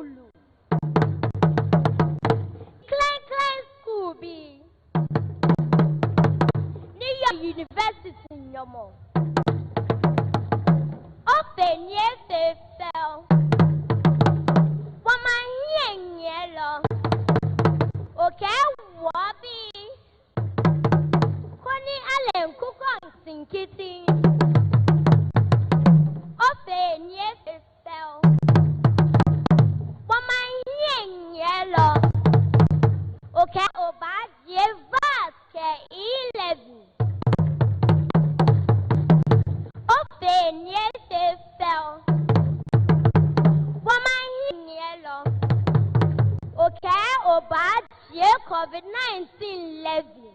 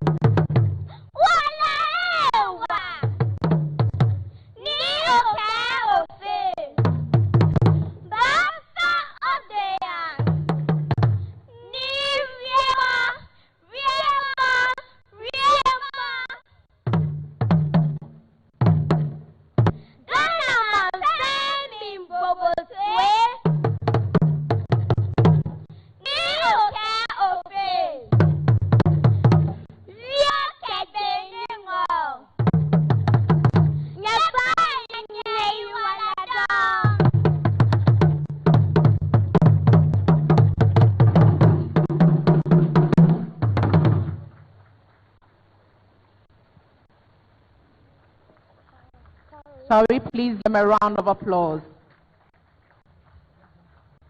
May I at this juncture respectfully invite the President of the Republic of Ghana and Commander-in-Chief of the Ghana Armed Forces, His Excellency Dramani Mahama, to deliver the 69th Independence Anniversary Address.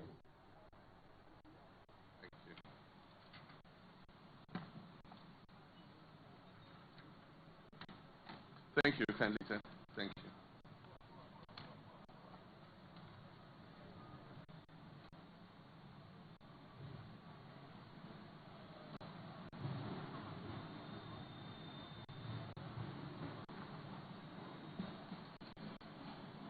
Your Excellency, First Lady Lord Dramani Mahama,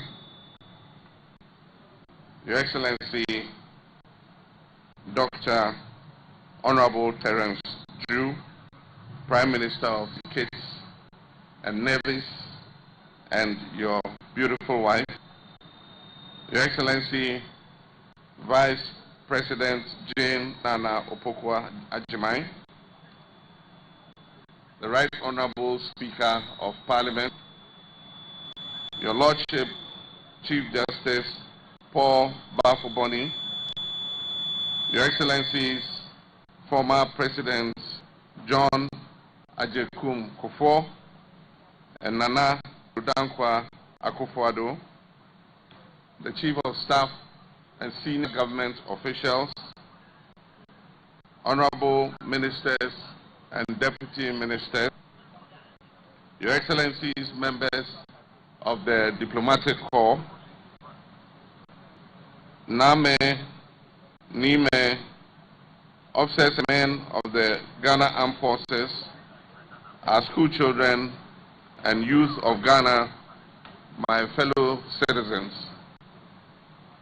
On this sacred day, the 6th of March, we gather once again to commemorate the freedom that our forebears won for us 69 years ago.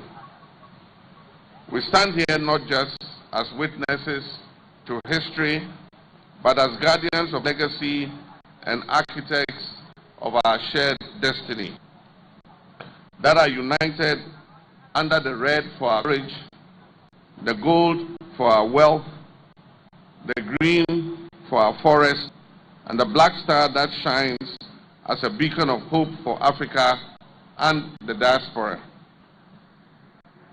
Today, as we mark our 69th independence anniversary, we do so under the theme, Building Prosperity, Inspiring Hope. This theme is more than just ceremonial. It represents a covenant between the government and the governed, a solemn promise that every decision we make and every policy we implement must foster prosperity, renew hope for every Ghanaian. Just 6 days ago, I stood before Parliament to deliver the State of the Nation address, spoke honestly about our challenges and confidently about the future and the progress we are making. But today, I speak not only to our Parliament, but the farmer in the northern savannah, the teacher in the Makola markets, the teachers in our classrooms, the nurses in our hospitals and clinics, the young entrepreneur with a smartphone in his hand, and every Ghanaian, both at home and in the diaspora. This is our story. This is our moment. We cannot speak of Ghana without paying homage to our past. 69 years ago, Osajifo Dr. Kwame Nkrumah proclaimed to the world that at long last the battle is ended and that Ghana, our beloved country, is free forever. He added that the independence of Ghana is meaningless unless it's linked up with the total liberation of the African continent. Nkrumah did not only grant us independence, he awakened within us a sense of consciousness and a continental purpose. Starting with the UGC and eventually the CPP, along with the countless unsung heroes and patriots, they sparked a movement that altered the course of history. Today, we honor the memory of Sajifo Dr. Kwame Nkrumah and all others who have led this country after him. All of them have been a part of our history and have brought us to this moment in our lives. From Dr. Kofi Abrifabuzia to J.A. Ankara, Akwesi Afrifa, Ike Ajampong, General Akufo, Jerry John Rawlings, John Ajekum Kufuor, John Evans Atamils, and Nana Addo Dankwa Akufo-Addo. Every administration, regardless of its political inclination, has played its part in building the nation we all proudly call Ghana. Our democracy has endured because we've learned to compete without destroying, to disagree without hatred, and to transfer power peacefully, which is evidence of the maturity and the wisdom of the Ghanaian people. Your Excellency Prime Minister Terence Drew, your presence here today carries great significance for us. Your visits and our bilateral engagements represent more than just diplomacy. They signify a historic reconnection between Ghana and our brothers and sisters in the Caribbean, branches of the same ancestral tree. The dungeons of the Cape Coast and Elmina castles remind us of the dark chapters of history when millions of Africans were forcibly transported across the Middle Passage to the so-called New World.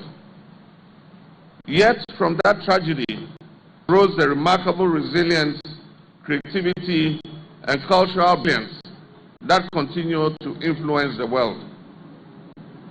Today, Ghana is working with partners across Africa and the diaspora to seek historical justice.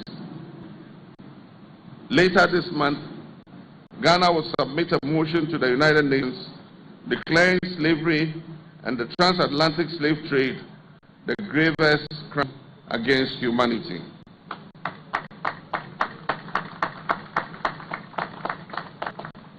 This motion will represent the justice and restitution that is long overdue. And Ghana, the first sub-Saharan African nation to gain independence, will once again lead the global call for dignity and restoration. My fellow citizens, when I took office, you granted me a clear mandate to reset our nation, Ghana.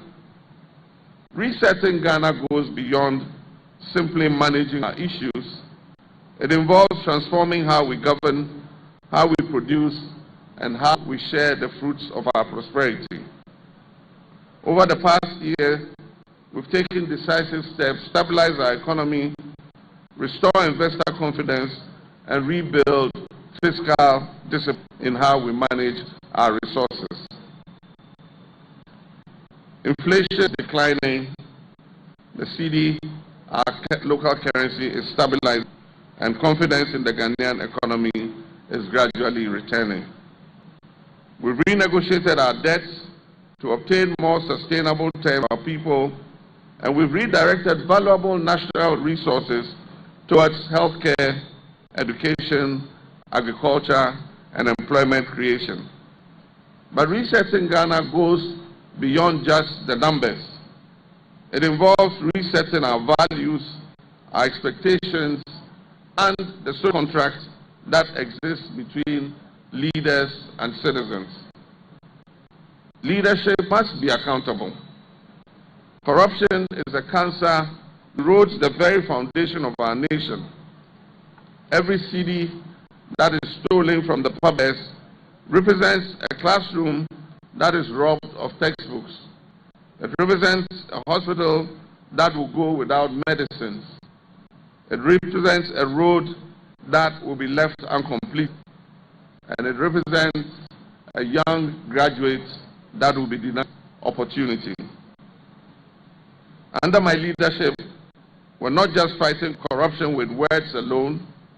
We're strengthening institutions, protecting corruption agencies from political interference, and ensuring that no individual, regardless of their status or party, is above. But government cannot win this battle alone.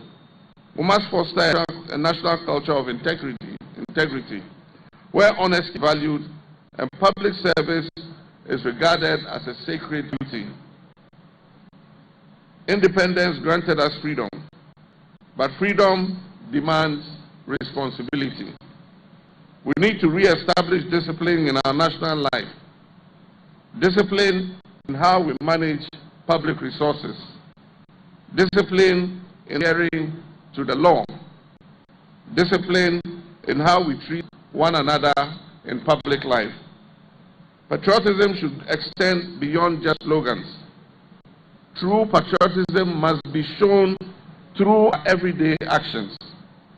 The citizen who protects public property, the public servant who treats every Ghanaian with respect, and the entrepreneur who opts to invest his resources in Ghana's future. Above all, we must place country above party, above tribe, and above personal interest. Citizens, Ghana is bigger than any one of us. To the young people of this country, I see you, I hear you, and I believe in your potential.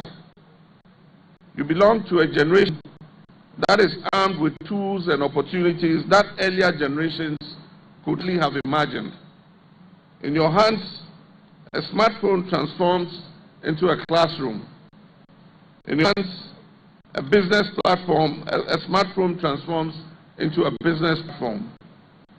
In your hands, a smartphone transforms into a creative studio and a gateway to the global economy. However, I also recognize your frustrations, and that is why government is investing in digital infrastructure, entrepreneurship programs, and innovation hubs across the country. Accra to Kumasi to Tamale, Takrady, Ho, and Koforidua. We're reforming education to meet the needs of the modern economy and expanding internship and apprenticeship programs to bridge the gap between school and the world of work. But success will also depend on discipline, resilience, and excellence. And let's give you sound advice. The future belongs to those who prepare for it. Permit me to congratulate the 52 outstanding students who received the President's Independence Day Award for Children earlier this week. I also commend Keta Secondary Technical School for winning the 69th Independence Day quiz competition. And I extend my congratulations to the winners of this year's National Debates competition. All of you represent the promise of this future. My fellow countrymen and women, I'm pleased to announce that I have assented to the 24-hour economy opportunity bill, and it has now become law. This historic reform will boost Ghana's productivity. Businesses will be incentivized to run across multiple shifts. Factories will operate around the clock, and services will become more accessible to our citizens. 1,000 new jobs will be generated across various sectors, ranging from manufacturing and logistics to security and transportation. This initiative will enable us to optimize the use of our national infrastructure and establish Ghana as a competitive industrial hub. And this is how we will create prosperity. I'm also pleased to announce that we're in the final stage of setting up the Women's Development Bank. This work has been under the leadership of our hard-working Vice President, Jane Nana Opoku Agyeman. Our women entrepreneurs have historically been the backbone of Ghana's informal economy, and yet too many of them face barriers to affordable credit. This development bank will provide accessible financing, mentorship, business support that is tailored to women-led enterprises. When men succeed, families thrive and nations prosper. Women Ghana, we are committed to investing so that you realize your full potential.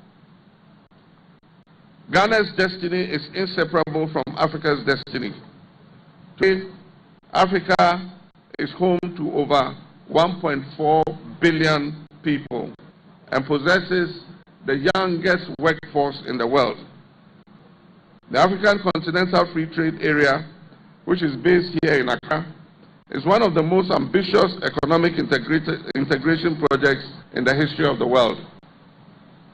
A unified market for African goods and services, a platform for African innovation, a foundation for Africa's economic sovereignty. Ghana will continue to lead by example, demonstrating that democracy, economic reform, and African unity can succeed together. As we approach the milestone of Ghana's 7th anniversary next year, let us reaffirm our national vision, a vision of a Ghana where no child will go bed hungry. A Ghana where education is accessible and empowering, a Ghana where healthcare is affordable and accessible, a Ghana with world-class infrastructure, a Ghana that produces what it consumes, a Ghana where merit and not connections decides opportunity, a Ghana that is digitally connected from Aflao to Hamile, a Ghana that preserves its forests and environment for future generations. This vision is within reach. It requires our collective efforts. My fellow Ghanaians, 69 years ago, our nation was born in hope, and together we gather here this morning to renew that hope. The journey has not always smooth. We have stumbled and often felt disappointed in ourselves, but we have never given up. There's resilience that defines the Ghanaian spirit still lives on. As your president, I pledge to serve with integrity, humility, and unwavering dedication to the welfare of our people. But Ghana's progress cannot rely solely on my leadership.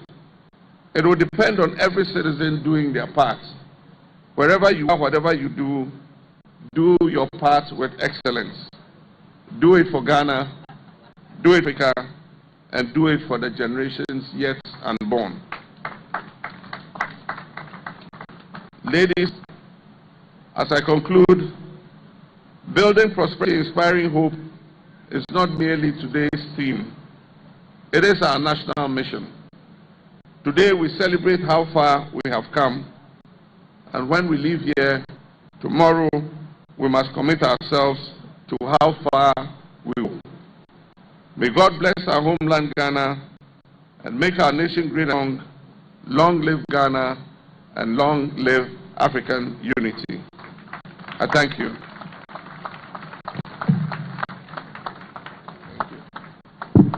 Of the 59th Independence Anniversary Address. Thank you, Excellency.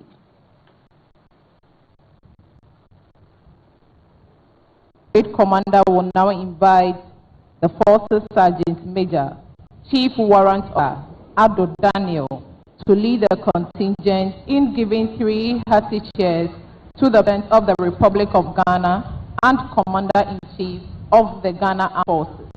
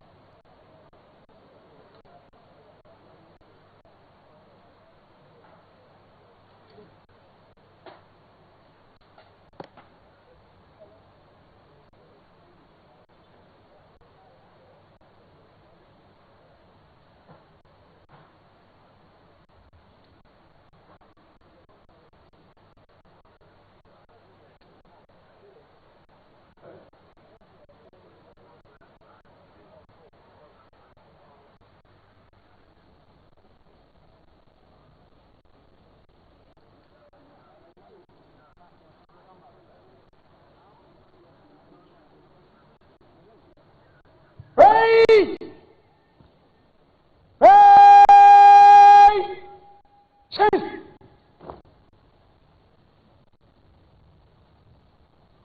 Forces Sergeant Major. To the front!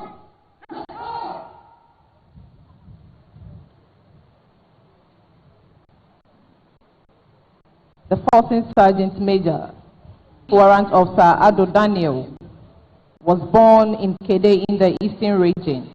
He attended Dunkwanta Secondary School in the Oti region for his ordinary level certificate and Kumasi Polytechnic Royal Society of Arts Stage 3 accounting option.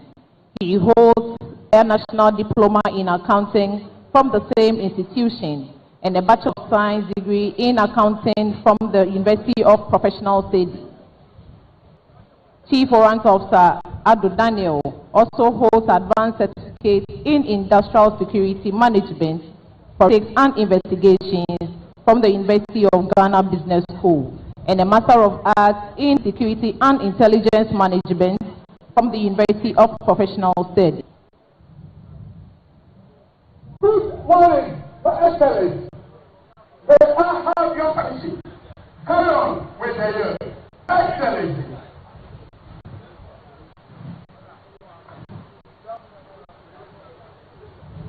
He was enlisted into the Ghana Army on 5th January 1996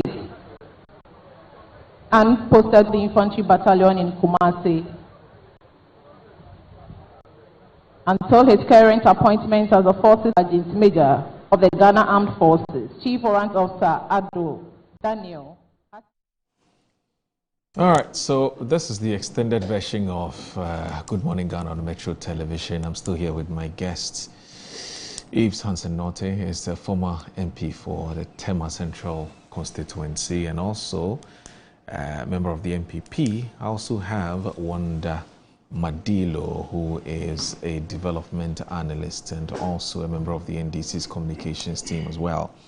So we're watching the activities of the 69th Independence Day Parade celebration, and so far I think that it's been so good, isn't it? I mean, last year this was the same format. It was very straight to the point, precise, concise, and this year it's pretty much the same. Should this be, I don't know, should this be the standard? Should this be the should it be the standard going forward? Or you foresee a situation where if there's a change in government, you cannot guarantee that the same format would be would be kept? Let me start with Wanda. Oh, I think that it was more of austerity measure. The government tried to cut down on expenditure with such celebrations. In fact, sometimes we even took it to Ho, to Koforidua, and if we listen to the cost, and elements and all that, we thought it could be used for something better than just people gathering and speeches and march and all that. And then it was also a burden on the schools, the marching. In those days, at this time, people are still marching. There are over 100 schools, institutions, agencies, bodies, everybody. And this doesn't happen only once. Even on May Day, you recall that we have people going to the place to go and march. So I thought it was a good decision, and I think it's still a good decision to cut down on expenditure, make it as simple as possible. We have a lot of business to do as a country. There are more issues of productivity that we have to focus on rather than just the celebrations of the... Yes, there are benefits. The benefit will be that people are exposed to our culture, we celebrate each other, it's a day of unity and all that. But if you use those things to engineer unity and togetherness, then it's cosmetic. So when those things are no longer there. Right. So our drive as a country should not be just about the events and the meeting together and talking and all that. I think that the focus is good. Are you suggesting that the economy is on a better and a sounder footing? Perhaps we may have to change the format again. Well, I don't know what a better footing will be, because every now and then we have to make progress. We discussed earlier here that Ghana is behind time and we should have done better than we're doing right now. So you don't want to spend... Look, there are some interventions we get from outside this country that is about $10 million. Somebody is supporting us, maybe doing a project for us, and it's $10 million and all that. And you do an event overnight and you're spending close to $2 million, $3 million. It doesn't make sense. How much did we collect from the IMF? How much? Some time ago, we used to collect only as low as $100 million. Yeah. And that was enough. So we need to make use of our resources and all that. But again, maybe because we don't do any events at that place now, we should keep an eye on it so it doesn't deteriorate, because those yearly programs in those places were also giving those places facelift. But I think that we can do better with our resources than just the march. And I want to commend the president for taking that bold decision to cut off some of this. I know the 70th anniversary will be a major milestone, and that some contributions will be made to maybe celebrate it at a bigger scale, because it will be maybe a year-long event or some months-long event. And so it's fine to have some of these celebrations, but in all modesty and all that. You also signal to your agencies, departments, you signal to the external world that you are not being flaked. What's that word they use for? Profligate. Right? Profligate. So, or we are ostentatious. Okay. Yes. So you are not getting to some of those, arena and all that. So, yeah, all said and done, good. And a good job for the organizers. And then the president's speech was very, very inspiring. I'm happy to see President Kufuor. I'm happy to see President Nana Akufo-Addo. I'm happy to see all the dignitaries that were invited and showed up. It gives us a sense of belonging of this country. It gives us a sense of unity, unity of purpose, not unity, but unity of purpose and a sense of direction for the future. So it's good. I mean, it's all right, it's good. But in all modesty, they say simplicity no be shame.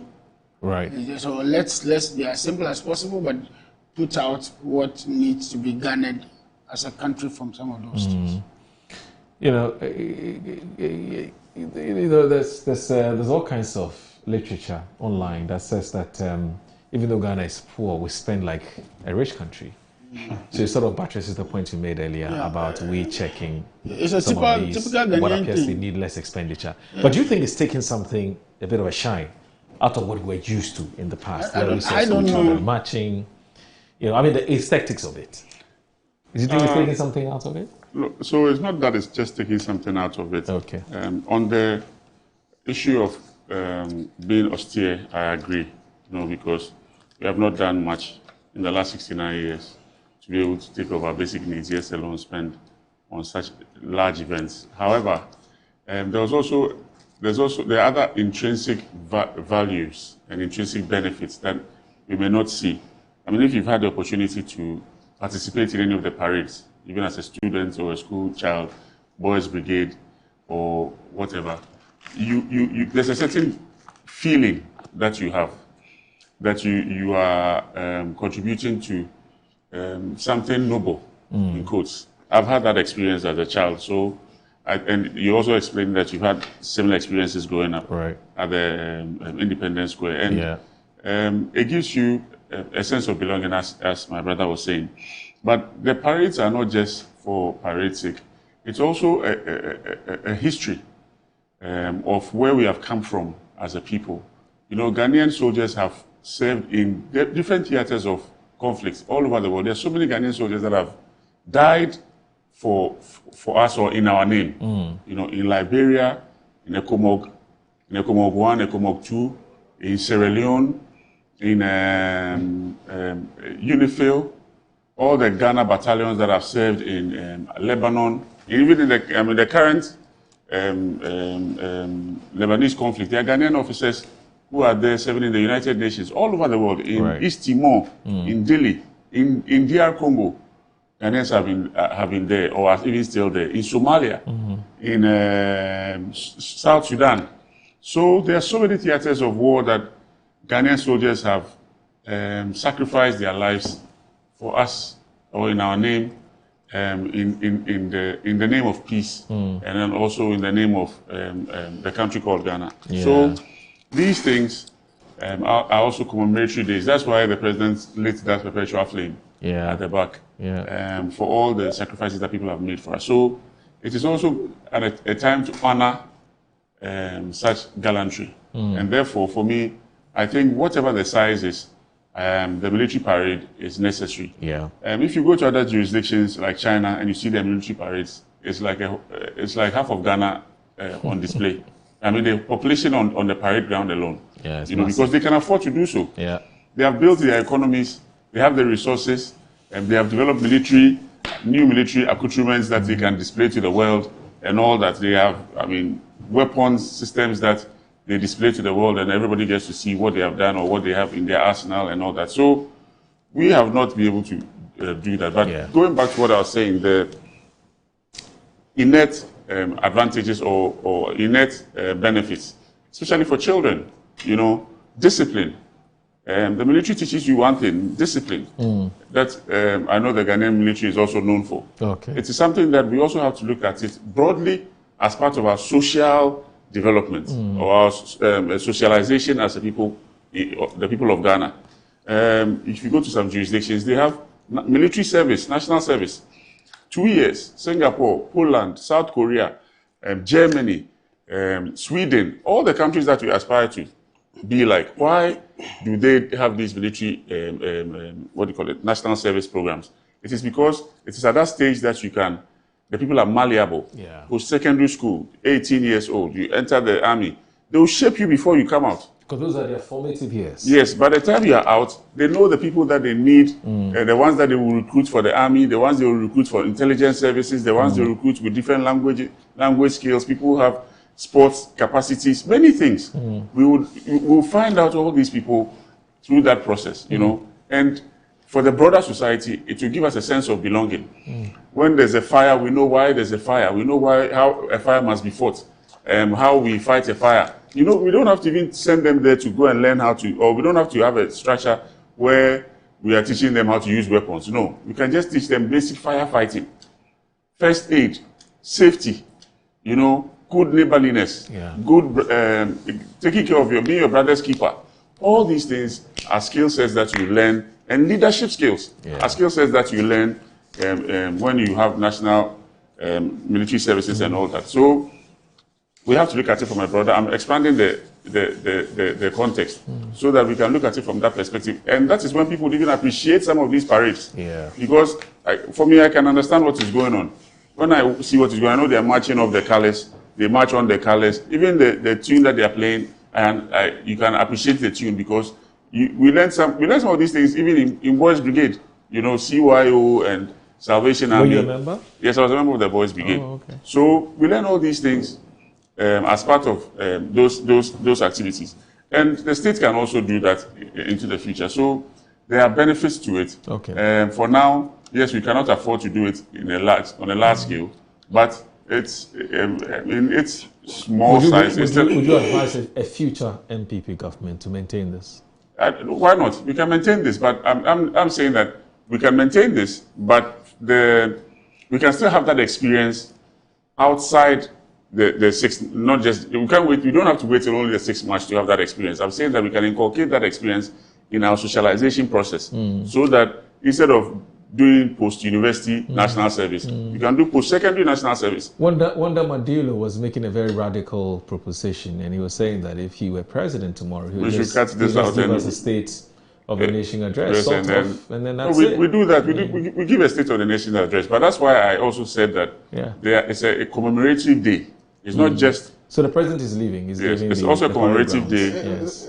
I agree. It's commemorative. It's not the law. You are not bound by exactly. It's just at best we say it's customary. It's something we have done over and over. The commemoration is why I was talking about the theaters of activities that Ghana Army or the Ghana Army or Ghanaians have served in. You know, so a lot of people don't know that a lot of Ghanaians have died on peacekeeping. Many. Their bodies come back quietly. You know. Eves. Yes. Why can't we say that from the 1st of March, we're going to dedicate the days prior to the celebration of the Independence Day to showcasing documentaries, every media house, history of Ghana? It can be done. Because it's like we wait on the 6th of March. Then you have to hear from Eves. It is all policy. It is all policy. So we have, I mean, it's policy. If I say policy, it is something that must be directed from the center at this stage. It must be directed from the center so that it becomes part and parcel of our culture. I know some media houses are trying to do something similar. Yes. Monthly. We also have a documentary we're playing after. Exactly. So all these things after this program are good, but it has to be, I would say, state-centric. Okay, the state must own it and make it a policy that it must be done. In fact, for me, even beyond this, even language, I even think that language, let's say Metro TV or the TV stations in Greater Accra, for example, once a week, one day of the week, should be dedicated to all programs in Ghana. That's not a bad idea. Yes, so that we can also project our language.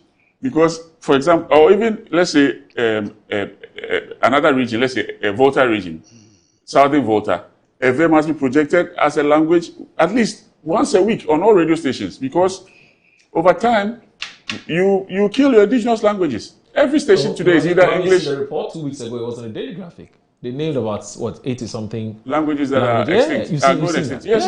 I know. In fact, Kofi Amabua, whilst he was deputy leader, always raised this on the floor of Parliament. Oh, okay. In fact, he always made several statements on it, and we all contributed to it. That at least even signboards in directional signboards within a particular region or district should be both in English and in indigenous language. You cannot, when you go to other parts of Europe today, even Spain, you see it in English and you see it in Spanish. So because that's why Kotoka International Airport, when you see you are welcome and you see beyond, you see it in French. Yes. No, that is 2 European languages. I want to see it in English and Ga. Okay. Why not? In the same way, so you see, and it brings back to what I was talking about earlier. I don't want to ask you to go there anymore, but I want to give you examples of places where you see this in action. The whole of Asia. When you go to even China, you will see it in Chinese and in English. When you go to India, you will see it in Hindi and in English. Or in fact, when you go to every state in India, when you go to West Bengal, because they speak Bengali, it will be in Bengali and English. When you go to Tamil, it's in Tamil and English. When you go to Sindhi, it's in Sindhi and English. When you go to China, China has so many languages. Yeah. You have, like when you go to Fujian, you see it in English, Fujian, and their Han Chinese, the one that, the Mandarin. When you go to Guangzhou, it's the same thing. They have their indigenous Guangzhou language, which is Cantonese. You see it, and they look the same to us if you don't have the trained eye. But they are completely different languages. Yeah. So we can have that in Ghana.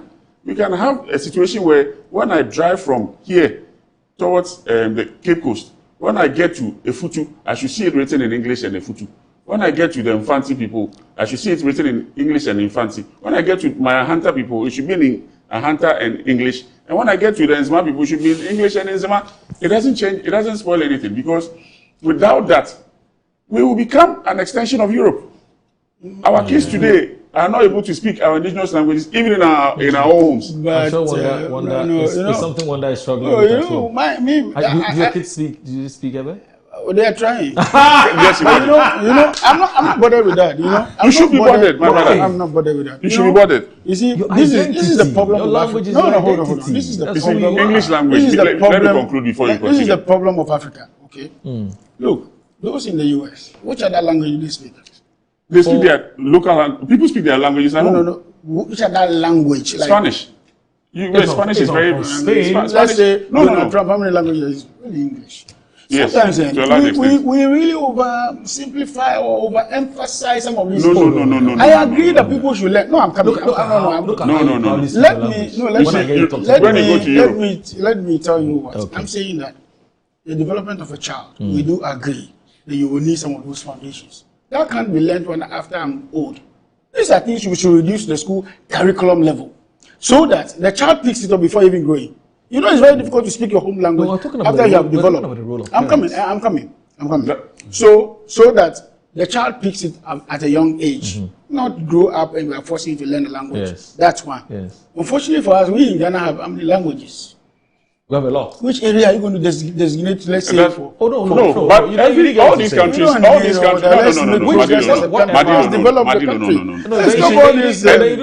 is also one of the reasons why your development is difficult. No, it's not true. That's not true. That is not true.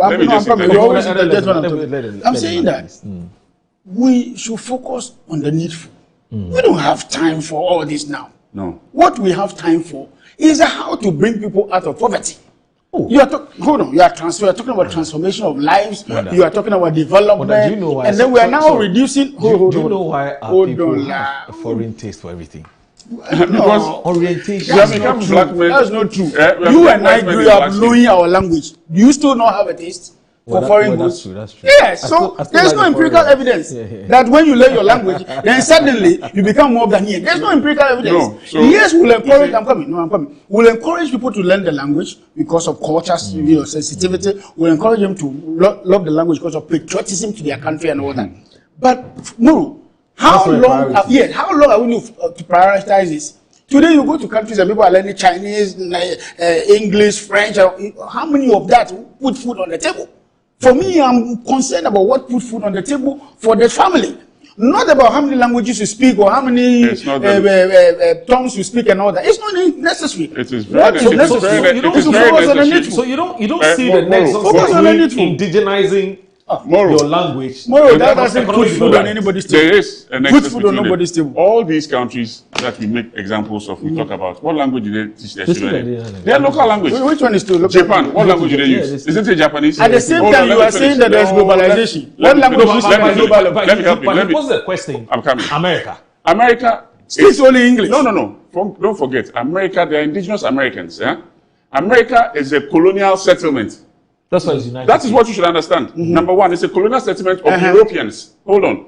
The Europeans, 90% of the people of America today can trace their route to Europe. No doubt about that. They have eliminated the indigenous people. The indigenous people were put in reservations. Do you know what a reservation is like? It's a human zoo. That's not what we're going to. We're discussing language. No. So I'll get back to that. So in America's case, in fact, the whole of America, from Canada, the Americas, from Canada to Argentina, they have wiped out the indigenous people. We're talking about United States of America. Keep yourself to that place. To the USA.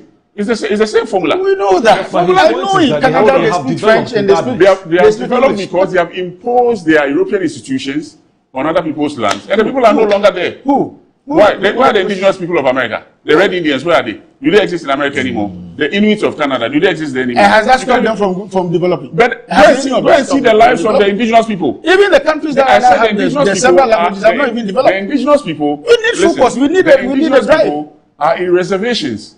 Do you know what a reservation is? No, forget it's like about Australia. The same thing, the same formula in Australia. No, they are not peripheral issues. Let's talk about the language. In our case, you know what? Speaking several languages, let me tell you, has on the man's development. In our case, the problem is that the colonialist is black. He's a black man, a white man with a black skin. And so you don't see that he's a foreigner. You see him as part of you. Unlike the Americans and Australia and Co, where you can actually see that this person is white and we are a different kind of people. Okay. Bringing it back to Ghana. All these countries that we made examples of, I told you that all these countries, language is a big unifier of who you are, or a big identifier of who you are. English language, listen, the English language, no, let me finish. The English language that we use today, it's like a technology. You must learn to use it like you use a computer. Okay. When you meet a Japanese prime minister, he can speak English, but you never speak to you in English in public or in an official setting. He will speak his indigenous language and let you use a translator. Okay. So why we can also learn English as a secondary language or as a second language? Hold on. Let me land. You can learn English as a second language, just like the people in Switzerland learn English as a second language. Okay. Like Germans learn English as a second language. But we are not going to let our languages die because we want to integrate into the world. Then you are nobody any longer. History tells us that some years ago, you'll be a slave in your own land. The South African language was widely spoken. Which one is that? Zulu.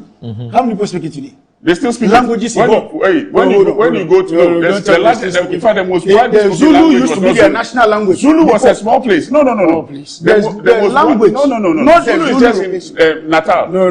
The Natal province. It's true. The language that was widely spoken in South Africa became Afrikaans. Okay. But the people said no. Afrikaans was evolved out of exactly. And I'm saying that languages evolved. Afrikaans evolved out of Dutch and English. It's the Dutch and English settlers, the Boer settlers. The Zulus is a small tribe. And even today, the most dominant language in Africa is extinguished. What are you talking about? Hausa is the most dominant language in some institutions like Canada. Canada. Of all that we talk about, the larger part of Canada is French. Yes. Okay. But what language do they use in their communication? Both of them. No. They use English and French. Listen to their parliamentary talking. When they are addressing the world, they speak English. In Canada, they don't speak French. They speak English. Very few people speak French even in Parliament. No. In Canada, they speak both languages. Every signboard is written in English and French. We buy cars from Canada all the time. What's the language in you buy from Toronto and go buy from Montreal and see. It's all in French. Okay. Everything is in French. Let me bring it. Let's bring it to viewers. So Reverend Jones Latin, who's a big admirer of the two of you. He says that I expect that when John Mahama rises to speak, he would acknowledge the work done by all his predecessors. His speech must unite the nation. This was before the president spoke. We've not even had time to analyze it because our time is up and we have to go. Let me also say that happy birthday to Ghana's First Lady. That's Madame Lordina Mahama. Today you're celebrating your birthday, and I've just had this message from a viewer who says glorious birthday wishes to Her Excellency Dr. Mrs. Nana Lordina Dramani Mahama, an icon, an epitome of a dignified African woman who radiates with grace and elegance, a great and selfless mother to many. And says highly respected and loved by all, one of the best first ladies Africa has ever had, a pillar to the husband and an affable guardian to all, especially the vulnerable, orphans, persons living with disability, PLWHAs, women and children. Mommy, may the good Lord continue to bless you and your family. May Jehovah continue to grant you and your family that divine favor always. And may every organized demonic network against your life suffer from eternal network problem. Please do enjoy your day. God bless you. We love you, Mom. And that's from a viewer. I says I shouldn't mention his name. But let me say that if you're looking for a business in Ghana that has global presence, has global reach, is totally reliable, and in turn reliant on your satisfaction, let me introduce you to MNC Group. They've got you covered. Now just call MNC Group on any of these numbers: 056 103 056 103 2253 or 0265 5 again 05 and then 337. So 0265 505 337. So MNC Group, they are experts in food commodities trading, real estate development and logistics with their headquarters in East Legon. MNC Group has offices in Dubai, Hong Kong and Guangzhou in China. They are also in Johannesburg in South Africa and Milan in Italy. So to get the best on your deals, let me mention the numbers again in case you didn't get it the first time. It's 0265 505 337 and 0561 032 253. So if you're out of Ghana, please remember to prefix the numbers with +233. Call them now. MNC Group, totally reliant. Let me end with this one Let me end with this one. There's another birthday dedication now. So this one goes out to you, Dr. Michael L. Bartlett Vanderpoy. Today is your birthday. Happy birthday. Dr. Michael L. Bartlett Vanderpoy. You are the president and group chairman of the MNC Group. Wishing you joy, health, and continued success as president and group chairman of the MNC Group. Your leadership inspires all of us. IMG is grateful for your support. IMG is grateful for your support. So happy birthday to you once again, Dr. Michael L. Bartlett Vanderpoy. Today is your birthday. Back in the day when him and I were in school together, we used to call him Vampy. He was a very, very popular gentleman. So let me say that there's a documentary which we intend to play. Some documentaries that we intend to play has been put together by our own Paula Domotri, who's the host of the Good Evening Ghana show here on Metro Television. Please stay with us, so don't go anywhere. Watch this, a very interesting documentary. You don't want to miss out on that as well. So let me finish with this one. So Reverend this Mr. Samuel J has actually sent me a message. So Reverend Samuel J says, good morning, I'm happy you're continuing in this job. Moreover, the fact is that we must learn to be more citizens than partisans. Moreover, we believe that Dr. Edward Mahama has to sacrifice, or would you believe that Dr. Edward Mahama has sacrificed his interest in meeting Malaysian government for His Excellency Kufuor for the sake of the progress of this nation? You can call Dr. Mahama to confirm or deny. I know because I was part of the negotiations. Happy Independence Day, Reverend Samuel J. Thank you very much for sending us that message. So, gentlemen, I guess I would have to end it here. Unfortunately, we have to. That's because time is not our best friend. Grateful for the opportunity. I was really enjoying the conversation. So, thank you. So, once again, happy Independence Day. Happy Independence Day to all of us today. Stay at have a home, family spending meeting. time with the family. Oh, family meeting. Yes. Okay. In Osu. Okay, Osu. Okay. Oh, you come from Osu? My father. Oh, okay. Okay. My father. Me, I'm from everywhere. What are you doing today? I'm off to work. You're off to work. Oh, wow. He works on a holiday. See, no wonder he's rich. Okay. No wonder he's rich. Anyway, so How do you define thank you very riches? much. Thank you very much. Well, see, I saw the car you came with. It's a brand new Lexus. This is wonderful. Nice. I'd like to use it for a week. No, but you don't have to be an appointee. Yeah, but no. This one is in your private capacity. You can afford a Lexus. It's okay. Thanks for watching. Assalamu alaikum wa rahmatullahi ta'ala wa barakatuh. Let's meet at the mosque. It's Juma today. Bye-bye.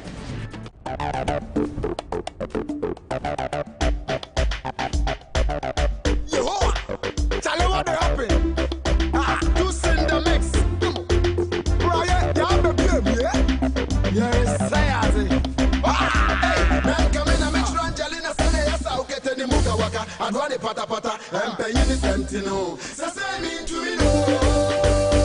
Nanka mi na me trangeli na sade yasa ukete ni mungu. Adwane pata pata, empenyi ni sentino. Sase mi tuino.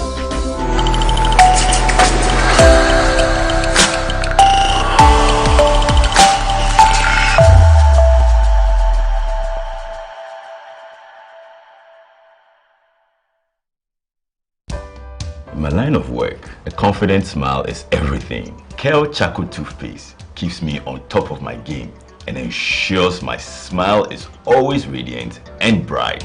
With the tiring nature of my job, we spend several hours under the scorching sun. To keep our teeth white and our breath fresh all the time, we use none other than Kale Charcoal Toothpaste. Kale Charcoal Toothpaste. You're on a Kessie and in a kit one.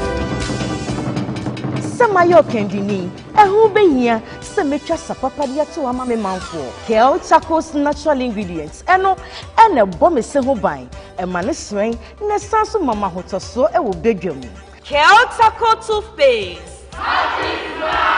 Choose Kale Charcoal Toothpaste for anti-cavity, whiter teeth and fresher breath all day. Available in 80 gram and 150 gram. Grab yours today. Kale, happy smile. This advert is FDA approved.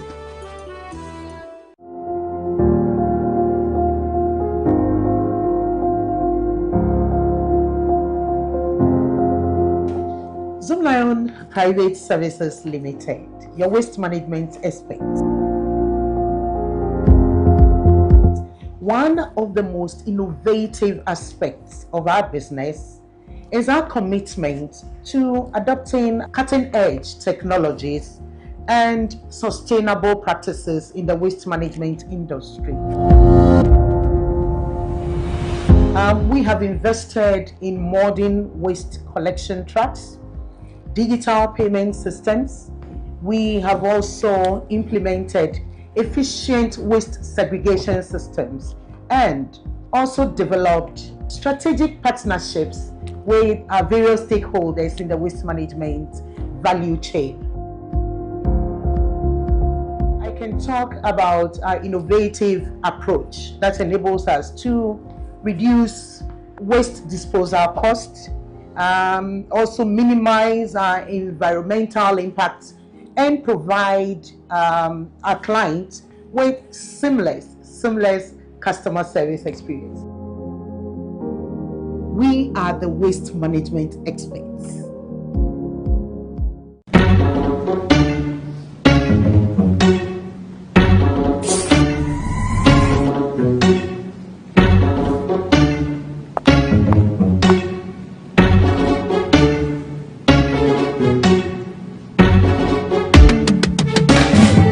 It's time to believe in you. We are changing, so should you.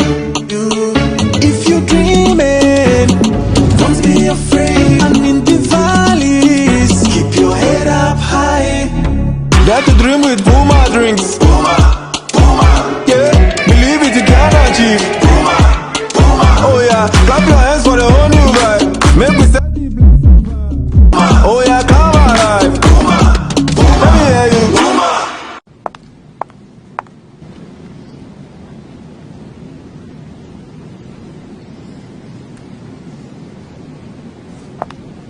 more drinks, a whole new vibe. Another quality product from Casa Precon. This advert is FDA approved.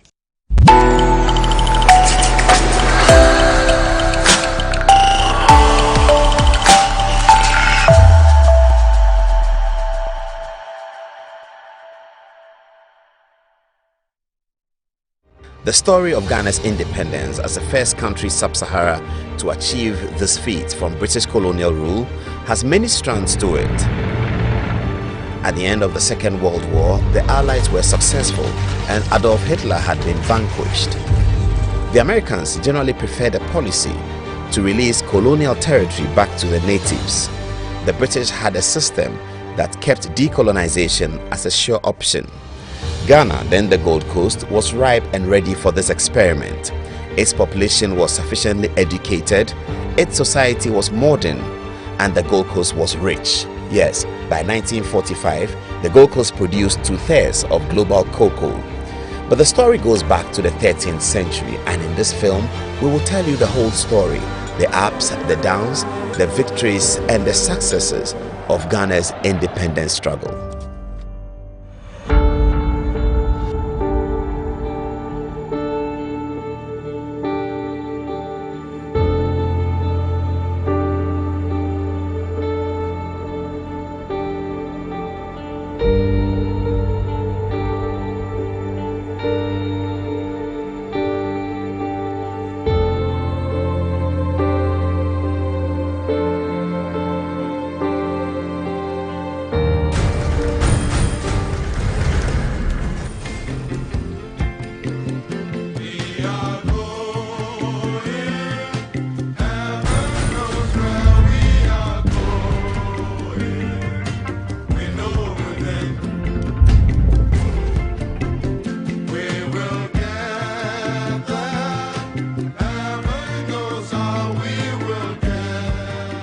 The West African country of Ghana, formerly the Gold Coast, gained independence from British colonial rule in 1957